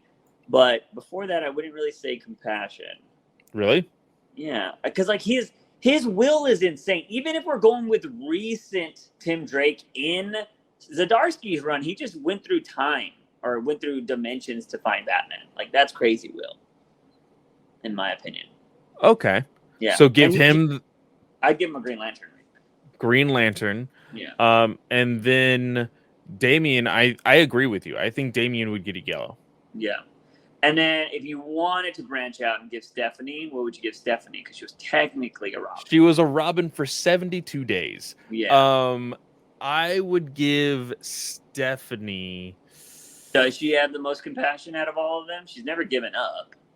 She's never given up. Everybody hates her. Or she thinks everybody hates her. Stephanie is a little bit of a conundrum. She's had a very weird history. I don't know if I would give her compassion. I would almost give her either will or hope. I think either one of those would work with her. The amount of will that she has to she never does give up. It's kind of bitten her in the ass before. It killed her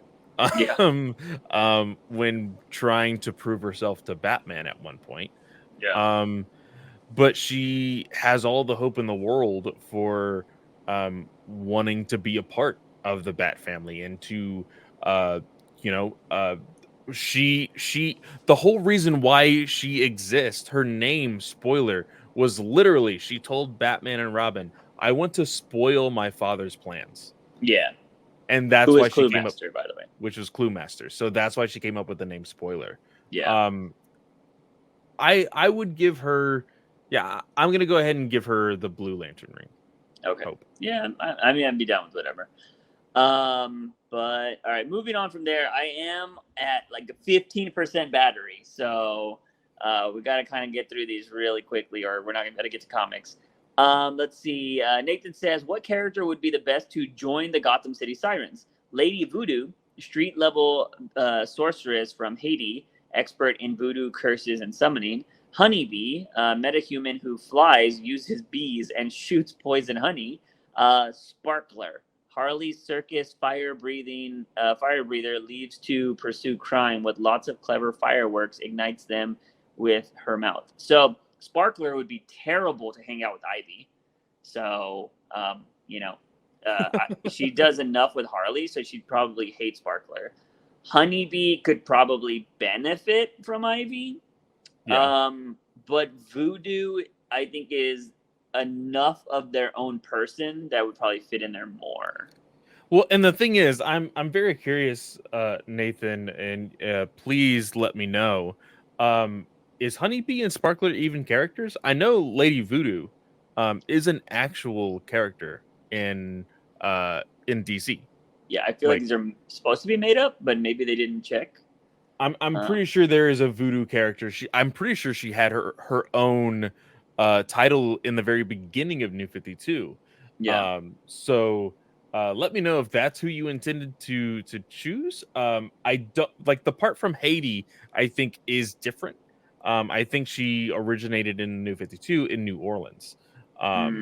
So let me know. But I think Lady Voodoo would be pretty cool as a Gotham City siren. It would put a because of course you have the street level Harley and street level Catwoman. Then you have the supernatural with Ivy, and so to level that out, give another supernatural character, and that would be Lady Voodoo. Yeah, I'd go with that. Moving on from that one, we got Jason Todd. What are your thoughts on the Beware the Batman series? Why wasn't it successful? It was so cool having characters like Pig, Magpie, Anarchy, and Katana in it. I never saw that series, so it started on Adult Swim, I believe, or a really late time slot on Cartoon Network going into Adult Swim. I think it was just ahead of its time. And the reason why I say that is the animation was kind of out there for people. It shows an animation that's closer to a much cleaner reboot. Very 3D. If people also watched like Code Lyoko. Was it the one with the weird Joker? No, that's the Batman. That's the one with like the dreads and everything else. Joker. Beware Batman. Look at Beware the Batman. It had like a basically Michael Keaton suit, black with a yellow oval, very CGI 3D model. Oh my god, yeah, this has one of the worst Batman logos ever. Yeah, like it just looks awful. It just it's like Jimmy Neutron. Actually, no, it looks like Reboot. To be honest. Yeah, that's what I mean. Yeah. It had like a very 3D look to it. And I honestly think the studio saw that it probably didn't have much potential, and that's why they put it so late at night. Is that they were just like, let's just throw this in a time slot and see where it goes. Yeah, I don't know. I never saw that because it did look awful. So it is on Max currently. Okay, nice. Yeah, I don't know. I couldn't give you anything there, Todd. And moving on to the final one that is just from User, where it's like User UK. What Batman character do you relate to the most? For me, it's Penguin. Is it villain? Or is Batman character? Oh, what Batman character? I mean, I think the only reason why I love Batman so much is because I relate to Batman, but not in the sense that I feel like I can go out there and beat the shit out of anybody, because I would get the shit beat out of me. But more in the sense that, like, he doesn't give up. Because, like, as a young kid, I had dyslexia. I had middle child syndrome. I was a skinny fuck. Like, people could push me around if they wanted to. But eventually I started standing up for myself, and I was like, fuck this. I'm gonna overcome everything. Fuck everybody else, and I'm gonna do it on my own. And that's what I feel Batman is. Like, his best friends are fucking gods and fucking, demigods and shit like that. And he's over here just average Joe, just trying to be the peak human he can be and getting shit done. And so I relate to Batman the most. Not in the sense of body or money or anything like that, but just he overcomes things he shouldn't overcome. And that's kind of how I try to live life. So, for me, it would be Dick Grayson. The reason why that is Dick Grayson broke the rules when it came to Batman. And, Batman said, hey, to be a better crime fighter, you need to do this, this, and this. And Dick Grayson said, no, to be a good crime fighter, you just need to do this. and I could still live my life doing that. Mhm. And for me, I always was told, hey, if you want to be successful in life, you do this, this, and this. I'm like, well, that stuff is really boring and it's going to get, it's going to make me hate my life. So I'm only going to do this and Mhm. live my life the way I want to live it. So that's why I can relate to Dick Grayson a whole lot. Nice. Yeah, so those are viewer questions, ladies and gentlemen. Sorry if this is getting kind of rushed, but I have no way to continue this podcast if my phone dies. So if for some reason we don't finish this, Clay will just do the outro and be like, Juice's phone died, everybody. So that's the end of the podcast. So we're going to move on to comics right now. We do have quite a few that came out this week.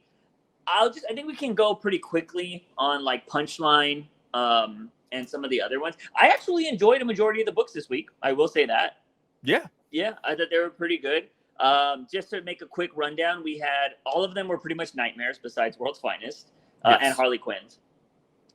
So we had nightmares for Punchline, Catwoman, and Nightwing, and then we had Harley Quinn, Black, White, and Red, and we had World's Finest. I don't know the number. World's Finest 17. We did have one other book though. Ooh, I did not read it then. It was the Joker Operation Chapter 2. So, did we read the first one? Yes. Because you want to know what happened? I don't fucking know that book. What happened? So, in the first book, we just see Batman. It's the manga book. So, we saw that Batman fell into the vat of waste and became a baby. We covered that last week. It's coming out week to week? Yeah, just like a manga. Shit. Okay, so I didn't know that. Was this one better? This one was better, and I will say, I think the people that are going to find humor in this book are people with children. Because this story literally, this second chapter is literally Joker trying to get baby Bruce Wayne to take a nap, and he just will not go to sleep. And it gets to a point where Joker's like, oh, so you're just going to stay awake for all of eternity, and I will never be able to rest. And as a parent, I have had that thought in my mind at one point. I literally thought my child was just never going to go to sleep, and I had to carry her and like rock her for all of eternity at one point. It's pretty insane. And then at the end of the book, when he finally goes to sleep, somebody rings Joker's doorbell, and and Joker literally pulls out a gun and is about to shoot the door. He's like, oh no, wait, Bruce will see something, like, or he says Batman will see something very horrific, and he just like goes to the intercom and says, just leave it at the door. And he's like, I'm sorry, baby Batman, and like rocks him to sleep at the very end. That's pretty funny. The one thing about this manga is I feel like I already know the ending, to where Joker's either going to come to love Bruce because he's taking care of him so much, or he's going to be too old to be able to fight Bruce once he becomes an older Batman. Yeah. And so he's not going to need to fight him. He's going to be like, he just made a better Batman or something like that. That's how I feel like it's going to end, unfortunately. But I mean, if it's a long, fun ride on the way, that's kind of cool. But yeah, all right. So I didn't know that was going to come out so weak. I was like, what is that fucking book? I was like, Joker's books have been shitty lately. I didn't think the manga was going to happen that fast. Granted, that's how it comes out normally for manga, but I didn't think DC was going to be doing that. So pretty crazy. But so moving on, Punchline. I came to a realization, Clay, reading Punchline, because it was the only book I didn't like, to be honest. I actually kind of enjoyed Catwoman, but I still had a lot of issues with it. But Punchline was just word vomit. There was just so much, like, she was trying to be way too fucking smart. And this is what came to my realization. These villain books do not need inner monologues. Villains shouldn't have inner monologues. I don't want to know what a villain's thinking. I just always want to see what a villain says. I don't need to know what they think. Well, and that's the real problem of this book, because 98%, I am not joking, 98% of this book is inner monologue. And I'm okay with sharing this entire story because it is part of the nightmare thing, night terrors. Punchline kills Batgirl, finds the headquarters, and is starting to like take over HQ at the Watchtower. or the clock tower, sorry, and a cyborg Batgirl comes out of nowhere fighting Punchline at the very end. And the thing with this was you needed something to fill in the space from the moment Batgirl is dead to the very ending of the book, and they're just like, hey, let's just put on this giant freaking monologue. And it kind of was boring. There was nothing there. And mostly I think more so because we haven't really been following Punchline. Like for me personally, I have no interest in like following the character at this moment. Not saying that I won't in the future, but currently we kind of fell off of her whole story with the with which gang was it? The Royal Flush Gang. Royal Flush Gang. Well, they're still kind of in this book. It's just like a different version of it. A different version at the very beginning. But it was all random and totally weird. Which I think a Nightmare book should probably be, but it just like it didn't. Yeah, the other ones were a lot better than this. Yeah. Here's the thing, and I think this is the reason, is we don't have a voice for Punchline. We don't know what her voice is. Like, is she kooky? Is she fucking very dramatic? Here's the you know what I think Punchline should be? And this is the reason why she shouldn't have an inner monologue. She should be a tsunade or a tsundere, is how do they pronounce it properly, right? She is the anime girl that is crazy in the books, right? Like she's the psychotic one. And maybe she can be a little funny or lovey-dovey here and there, but for the most part, she should always be like her dial should be 11. You know what I mean? And especially with Harley, we're having the inner monologues of Harley. Like we know enough about Harley. We've seen what Harley's been through. I can understand and care about Harley through her inner monologues. Punchline is a villain. I do not give a fuck what she's thinking. You can just show me what she wants to do, right? Oh, she wants to go poison the well. Show me her poisoning the well. Oh, she wants to kill a kid. Show her killing a kid. Like, you know what I mean? I don't need to know what she's thinking. And they tried to make her seem so fucking smart in this book. She was saying so much nonsense. And then she would also be like, who is this person? Do they think like, get out of here, girlfriend? Or like, they just did like weird shit like that, I guess, to try to give her a personality, where she was also talking about all this other bullshit, saying like, I know all the compounds that are this and that. And actually, you know, they try to sell some bullshit on the street that, oh no, mine's is so much better. Like, I was just like, I don't fucking care. I don't fucking care about any of this. And yeah, it was just boring. I just want to see kind of like the Punchline that Tynan first introduced, where she was just kind of like brutal and crazy. Like, I don't need all this other like, oh, I'm a podcaster kind of thing anymore. I don't need any of that. And it's why I don't think villains should have their own books. They just shouldn't. They should just be main characters or the main antagonists. They shouldn't have their own books. And that's something, as I was reading this, I was like, yeah, villains shouldn't have inner monologues. Because, like, have we had Joker inner monologues before? And if they have, they're probably garbage.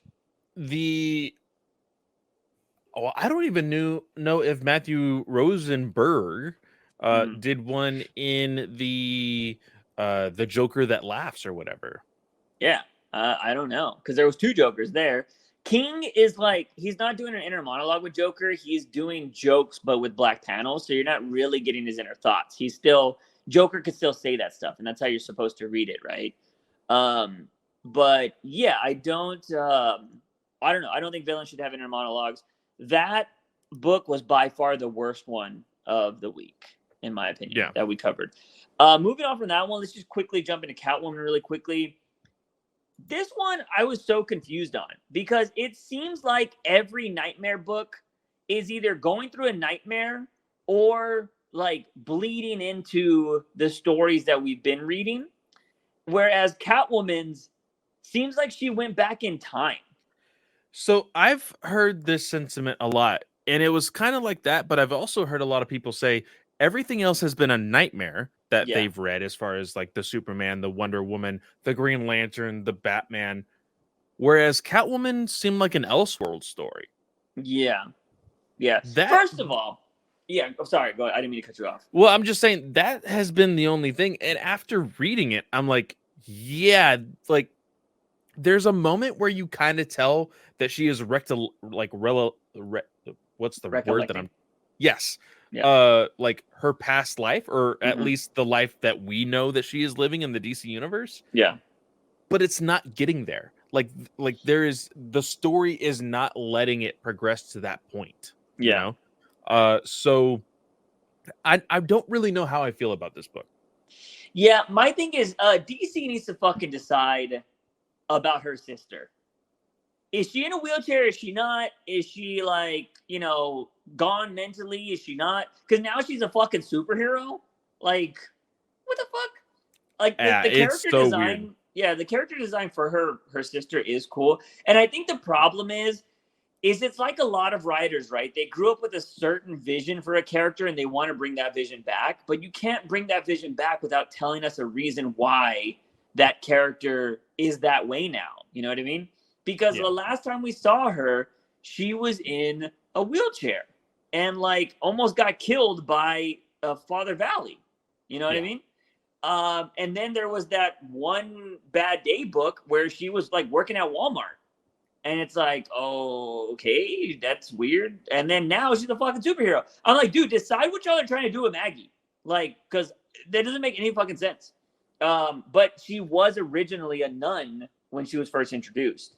And then Black Mask fucked her up, which is still one of the most, like, we need to make a video on the fucked up things Black Mask has done. Because he's done some fucked up shit. So we need to make the content about that eventually.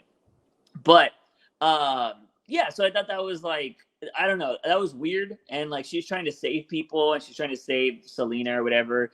And then she is saved by Batman at some point when she's about to get shot up. And it's an early on Batman and Selena knows everything about him. And he's like, I've never told anybody my name. How do you know that? And they like kiss at the end and like her sister walks in like very, very anime and like, oh my God, y'all are fucking, like, holy shit. She's like, no, we're not fucking. Like, and so like that is happening. And then Selena's going to teach Batman everything she knows at the end of this book. So yeah, It's seems very, like very weird. Instead of a nightmare, it's like a fantasy for her. You know what I mean? Like it's opposite because maybe her nightmare is her current life. Like, I guess they could spin it that way if you wanted to do that. And she would prefer, like, she taught Batman everything. The problem is, I hate to always reference Tom King. They already did that. He already did that in the annual. Like, she was teaching Batman stuff, and then Batman came around, and he was like, no, I'm teaching you something. Because, like, I already knew where you were this whole fucking time. Like, I was letting you do that. And so, I don't know. It wasn't worse than Punchline, but like it just seemed like so much was going on there, and then now she's gonna train Batman, which was really weird. So I don't know. But moving on to the last Nightmare book, I really liked the Nightwing one. I thought it was cool. Nightwing was pretty trippy. And the really cool thing is you teased it earlier. It's connecting to Punchlines. Is it? What happened at the very end of Punchline?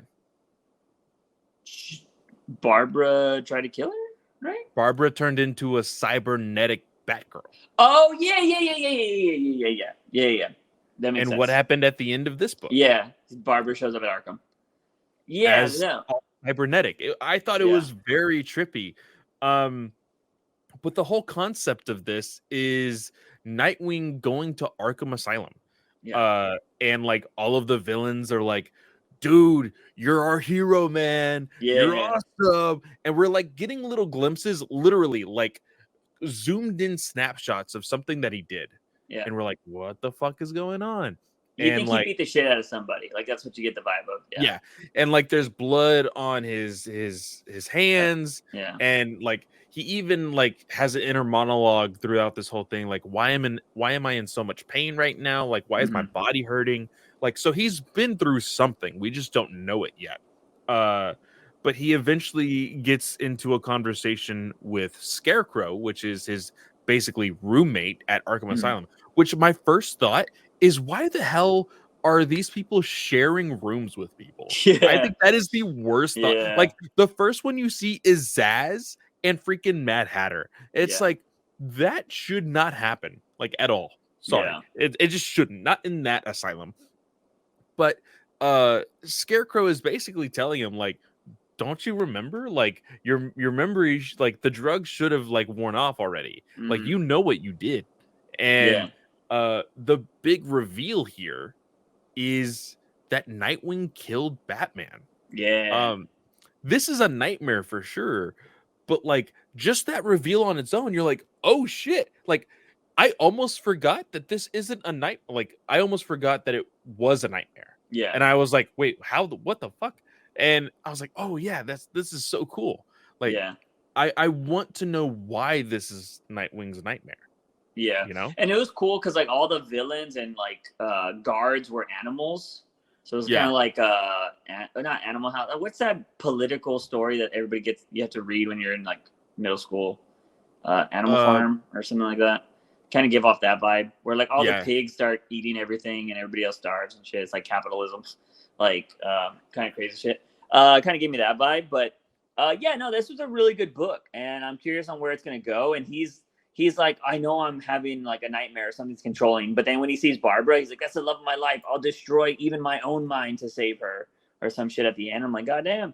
So that was pretty cool. The art was really good too in that book. Yeah. I thought it was pretty solid, and it was funny because like yeah, that was just a good book. And I read like stuff like Punchline and stuff. I'm like, why is this so bad and boring?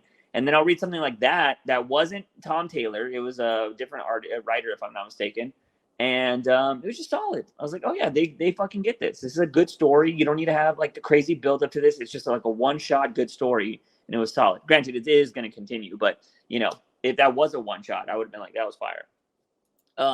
But moving on from that, and speaking of a bunch of one shots, we have Harley Quinn, Black, White, and Red. These short stories were pretty good. I don't know if you like them. I love the gymnastic one. It's kind of fucked up, but I love that she was like, she destroyed that teacher. And it also it kind of like the one thing, I don't know if you got this vibe when reading them, but I felt like these were all kind of like stories that would show you how Harley Quinn is such a badass nowadays. Because if she did that gymnast stuff when she was younger, it would show how she's so agile and badass. Because she scored a perfect 10 in the like Olympics or whatever. And so I'm like, that's kind of cool. It shows how she's so good. But then it showed also how she fucked up her coach. And like, you know, it was like, oh, I'm not gonna let anybody mess with me. Fucking tortured her. That was brutal, man. But like, I guess technically it wouldn't make any sense because it kind of like negates the Harleen character because, you know, so that doesn't technically make sense. But I'm like, okay, maybe it's just how we're just gonna have to interpret. Like, maybe she was mentally always Harley, but I don't know. But I thought that was a cool story. There was also one where she got used by old Joker gang buddies. And you know, I love the way that one was drawn. How she looked like she was like a little sad clown, kind of, or like a little. She reminded me of Dorothy, a lot in that. And turns out that Selena was using those guys to get the steal, but she ends up saving Harley because Harley took the fall. And so, you know, they kind of have a good thing there. The first story was good too, but I'm blanking on it right now. What was the first story? That doesn't surprise me because it was the Chip Zdarsky story. Oh, was it? Yeah. Yeah. So the first story, Harley and Ivy go to the Fortress of Solitude. Oh, yes. And they are just literally trying to find the big score to sell. Mm-hmm.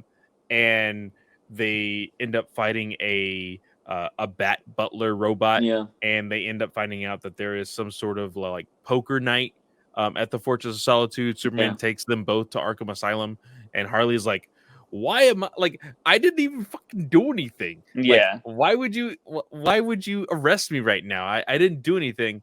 And Batman is like, oh, I heard you have a Bat Butler at your Fortress of Solitude. What's all that about? And Superman's just like, oh, we can invite you to the next game night. Yeah. And that's how it ends. It's funny because when I read that, obviously I instantly forgot it. I was like, it's just one of those cheesy Batman stories. Now that you tell me it's Zdarsky, I'm like, I don't like it. Because it's now that you pointed out, that is a very Zdarsky thing to do. Yeah. And I'm just like, oh, damn. But yeah, I didn't really like, I was like, it is just a cheesy story. You know, they do those every once in a while, especially in a Harleen story. but those other two stories, I really enjoyed them. I thought they were awesome. So yeah, if you really like Harley Quinn, I would definitely go pick up Black Red. And the art is great because again, it is black, white, and red, and the red really makes stuff pop. And so I would definitely go pick those up if you guys are big Harley Quinn fans. But moving on to the final book, because I have 6% battery left. World's Finest. This is the final story in this current arc, which is we know New Mazo has been beating the shit out of everybody, and it seems like the heroes cannot win at all. We know Batman got captured at the end of the last issue, and New Mazo is basically bragging to being like, I'm going to be the guy that kills the Batman. And everybody comes in to try to save Bruce, obviously, because he was going to get his ass kicked, that was a great way for Supergirl to show up. Like, I love that her and Martian Manhunter just came out of nowhere and, like, knocked out New Mazo. But then he's like, y'all touching me just gave me your powers, bitches. Like, now I'm faster than the Flash. Like, and so it seemed pretty like, oh, you're not going to be able to beat this guy, which I think is reminiscent of the first time Amazo showed up because, like, didn't he, like, he was like, how are we going to beat this guy? And then we fast forward to, like, you know, obviously Bruce is trying to figure out what's going on the fly. Everybody's like, this dude's not telling us anything with the lasso of truth. Like, he's not working. He's like, he said it's doomed. And Batman's like, no, he's saying something within what he's saying because, you know, it's a very Batman thing to do. And they're like, it doesn't make any sense, man. And so all the heroes are trying to fight him off. It looks like it's going to be doomed.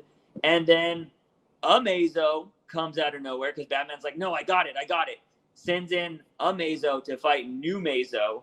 And it's basically Doomsday versus Superman. And the really cool thing that I like about this is essentially they're absorbing each other's powers in an infinite loop. Yeah. And it's just going on and on and on and on and on. And then Superman's like, well, this is our chance. Everybody attack. And they're attacking from a safe distance and basically like overheating them to where they're going to malfunction. I really dug this story. Yeah. I like the moment where this literally felt like a Cell versus the Z Warriors type of fight, where like everybody was just getting their ass kicked. Yeah. And then like I love Superman coming in, and then because at one point, Martian Manhunter and Supergirl, or I think it was New Mazo that was like, it's 2 against 1. Like, your odds are still against you. And then Superman comes in, he's like, no, make that 3. And then Superman or Wonder Woman comes in, she's like, no, make that 4. Yeah. And like it was a really cool moment. But they still got all of their asses kicked. But I loved at the very end, they basically New Mazo was still about to get up from that huge explosion. And Green Arrow was like, let's end it now, you know, while he's down and out. And Superman was like, no, like he wronged one of us, so he should be able to get the final blow, and it's Metamorpho. Yeah. And he takes the final punch. And he freaking slams him down, throws acid on him, like to the point where he's literally corroding until his like freaking skull, metallic skull is there. Yeah. He's like, I'm not gonna kill you, but I'm just gonna love seeing all of these scientists rip you apart. Yeah. So I thought that was cool. Yeah, no, it's pretty cool. Correct me if I'm wrong, but did New Mazo morph from the Elemental one? What happened to the Elemental character? That was basically Metamorpho. Was that New Mazo, or did he just go and die? Because I know they shot the arrow into him. Is that how he died? I think so. Okay. Yeah, because I know that was a book or two, or maybe it was the last book, and that's why Batman got caught. But yeah, it seemed like, you know, everything was going to get rebuilt. I know the Metal Men were getting fixed up, so obviously they're going to come back. Metamorpho, I like at the end, they were like, did you really say that? Because he said some cheesy line at the very end. He was like, yeah, what can I say? I'm corny or whatever. And then he was like, later, Soup. And he was Batman. Yeah. Or he says bats. He says, see you later, Batsy. And Batman's like, don't call me that. Yeah. And then Jimmy Olsen felt really mad, or he was scared that Bruce was going to come after him for lying. Basically, he was like, I reported something that was wrong. And he was like, he's a billionaire. He's gonna fucking come after me. He's gonna destroy me. And Bruce, as obviously he's Batman, is all like, I don't think Bruce Wayne's gonna do that, man. He's like, he knows your heart was in it. You were trying to report the facts, and like, he's gonna understand that. And but from what I know about the guy, he's a pretty respectable guy that fucks bitches all the time. Like, Bruce could just be there, pumping himself up. And so Olsen was kind of scared. I kind of like that. For some reason, I completely forgot about the Jimmy Olsen aspect in this story, to be honest. And I thought like somebody else wrote that about Batman. I completely forgot about Jimmy Olsen. I was like, oh shit, is there going to be a reveal that like somebody actually framed Bruce? But then it was just Olsen like being like, oh, I report the wrong thing. And I was like, oh shit.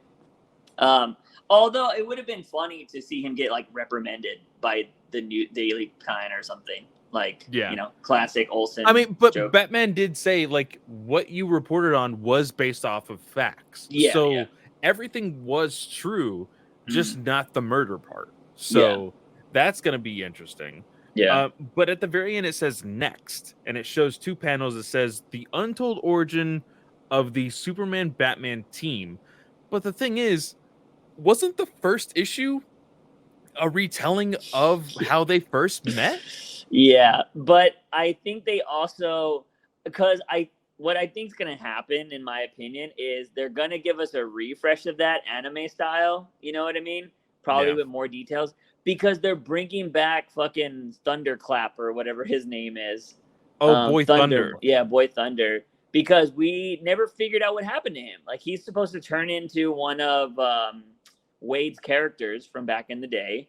Yeah. And we also get a glimpse of future Batman and future Superman from Kingdom Come, I think. Yeah. And so, we're going to see what that is. I'm excited about that as somebody who hasn't read Kingdom Come. So all that's going to be kind of fresh to me. But it would be really weird to find the origins when we kind of already got that. Are we going to get more origins of Superman or Supergirl and Robin? Because I kind of wanted to see that go.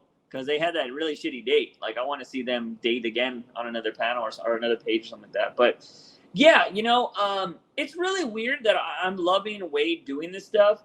But I hated the magic stuff he was doing. I just don't like magic. Or was that story just bad?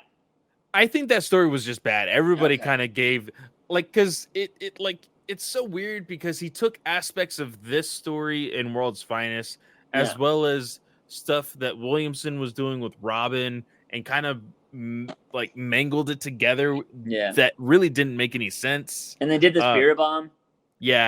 As well as the whole Batman versus Robin also played a part in it. Yeah, it was just, it was all weird. Yeah, it was fucking crazy. But Wade is surprisingly one of the best writers at DC right now. Usually when the old guys come back, they usually don't do so well. And I'm loving this World's Finest. It's one of the better Batman stories out there because we don't really have that many good Batman stories right now. I mean, I even said I wasn't a big fan of Brave and the Bold at the moment, but like, it's cool to read this Batman. And obviously anything that like fucking Dan Mora touches is just fucking amazing. So is he going to be on the Batgirl story or is he just doing cover and the Batwoman story? Or is he just doing covers? Because I think he's done that cover. I think that's him. It him? I'm pretty sure it's him. Although I will say, as much as I don't like Zdarsky... Oh, he is doing one cover. Yeah, I did see it. Yeah. As much as I don't like Zdarsky, I've seen Jimenez doing some Batman lately on his Twitter, and it looks pretty fire. Really? But it's going to be the Zdarsky writing, so like, as cool as it's going to look, this story's going to be... And it's going to be Zdarsky and Howard. Which, by the way, I saw her name at one of the booths, and I was like, is she going to show up? I was like, because I got questions. I didn't see Zdarsky's name anywhere, though. I don't know if he's at SDCC. Yeah, I don't know if he was able to go or not. Yeah, I didn't see him anyways. But yeah, that's basically it, ladies and gentlemen. We kind of got to wrap this up because I'm on 4% battery. But Clay, what do you got going on this week, man? This week, come check us out over at Star Wars Alliance. We are on the road to Ahsoka. We just recently reviewed Dark Force Rising, which is a novel introducing, it is the sequel in a trilogy that introduced Thrawn as a character in the Star Wars series. We are going on to the third novel, The Last Command. We're going to be talking about that. And after that, we will be talking about season 3 of Rebels. So a lot of good things coming over at Star Wars. We're trying to kind of prepare us for a halt in the entertainment side of things coming in 2024. So we're making plans for all of that. So yeah. Freaking, does Ahsoka have katana handles for lightsabers? Yeah, they're basically katana. They're Okay. arched. Yeah. I saw them at Comic-Con, and I was all like, "Oh, she got katanas?" Because they had her suit there, so like the costume, so it looked pretty fire. And then I saw those, and I was like, there was 2 of them. And I was like, I know she's got 2 sabers. Also, are they just like doing all the colors now? Like, or is her special? Because she's white, right? Like, yeah, she has white. She has white lightsabers. Yeah. Did she have that in the Clone Wars? She had green, then she had blue. The white is so it's this thing called purging kyber crystals, and she basically cleansed a kyber crystal, and that's what makes it white. That's cool. It's just a part of the Star Wars lore. Yeah. Yeah. It looks pretty fire. That'll probably be, ironically. Can I watch that without watching anything else? So they say. It's going to be very interesting to see a voice actress from the Clone Wars TV series that voiced Ahsoka. She says that you need to watch everything, while the actual creators of the show say you don't have to watch anything. Do I need to watch Clone Wars? Honestly, I think that the only thing you would need to see is just read up on the introduction to Ahsoka. The first episode of Clone Wars, watch the last episode of Clone Wars, and then I'm actually making a list of what episodes to watch in Rebels that might play a part in Ahsoka. So I can give you that later. But it's just, honestly, if you know the Ahsoka character, know that she has involved herself with some of these rebels, which is from the show, and that's what the plot of the show is going to be. Yeah, I'm watching it for the waifus. There's a lot of waifus in that show, so be checking it out. It'll probably be the first one, because I don't think I want to watch everything else. Although I heard Kenobi's awesome. It is pretty good. So, I really like that one, especially the fights that take place in that show. Really, really good. So, how many episodes is that? Kenobi, I think, was only like 6 or 8. It was very short. I could probably watch that. I don't think I have my Disney Plus logged in on my TV at home, but I'm here at my brother's for the next 3 days, and he has the login, so I might watch something like that. Anyways, ladies and gentlemen, I've been trying to plan out a bunch of streams. I am going to try to stream tomorrow. I don't know exactly when this podcast is going to come out, because Clay is taking over the editing for the podcast. I did the first 200 episodes, so he's going to be taking over for a bit. And so, yeah, I don't know when this will be coming out. More than likely, it'll be coming out Saturday, but I don't know if it'll be before or after I'm streaming, because I don't really know when I'm streaming yet. So I might be streaming while you're listening to this podcast, but there are going to be more streams throughout the weeks, because I am still trying to do 30 streams on Kick, and we're barely on like stream 5. So definitely come by and hang out. I'm trying to plan out streams to do cool stuff. So definitely swing by, and I'll tell you about all this other stuff. I am going to be telling just some more Comic-Con stuff that I saw, dealt with, and whatnot. So come hang out by that stream, or go check out the VODs on my reaction channel, because if you missed the streams, you can always go check out the full VODs on my reaction channel. But that is going to be it, ladies and gentlemen. As always, he is Fanboy Clay. I am Juice Wayne, and remember, Batman is awesome. News Weekly.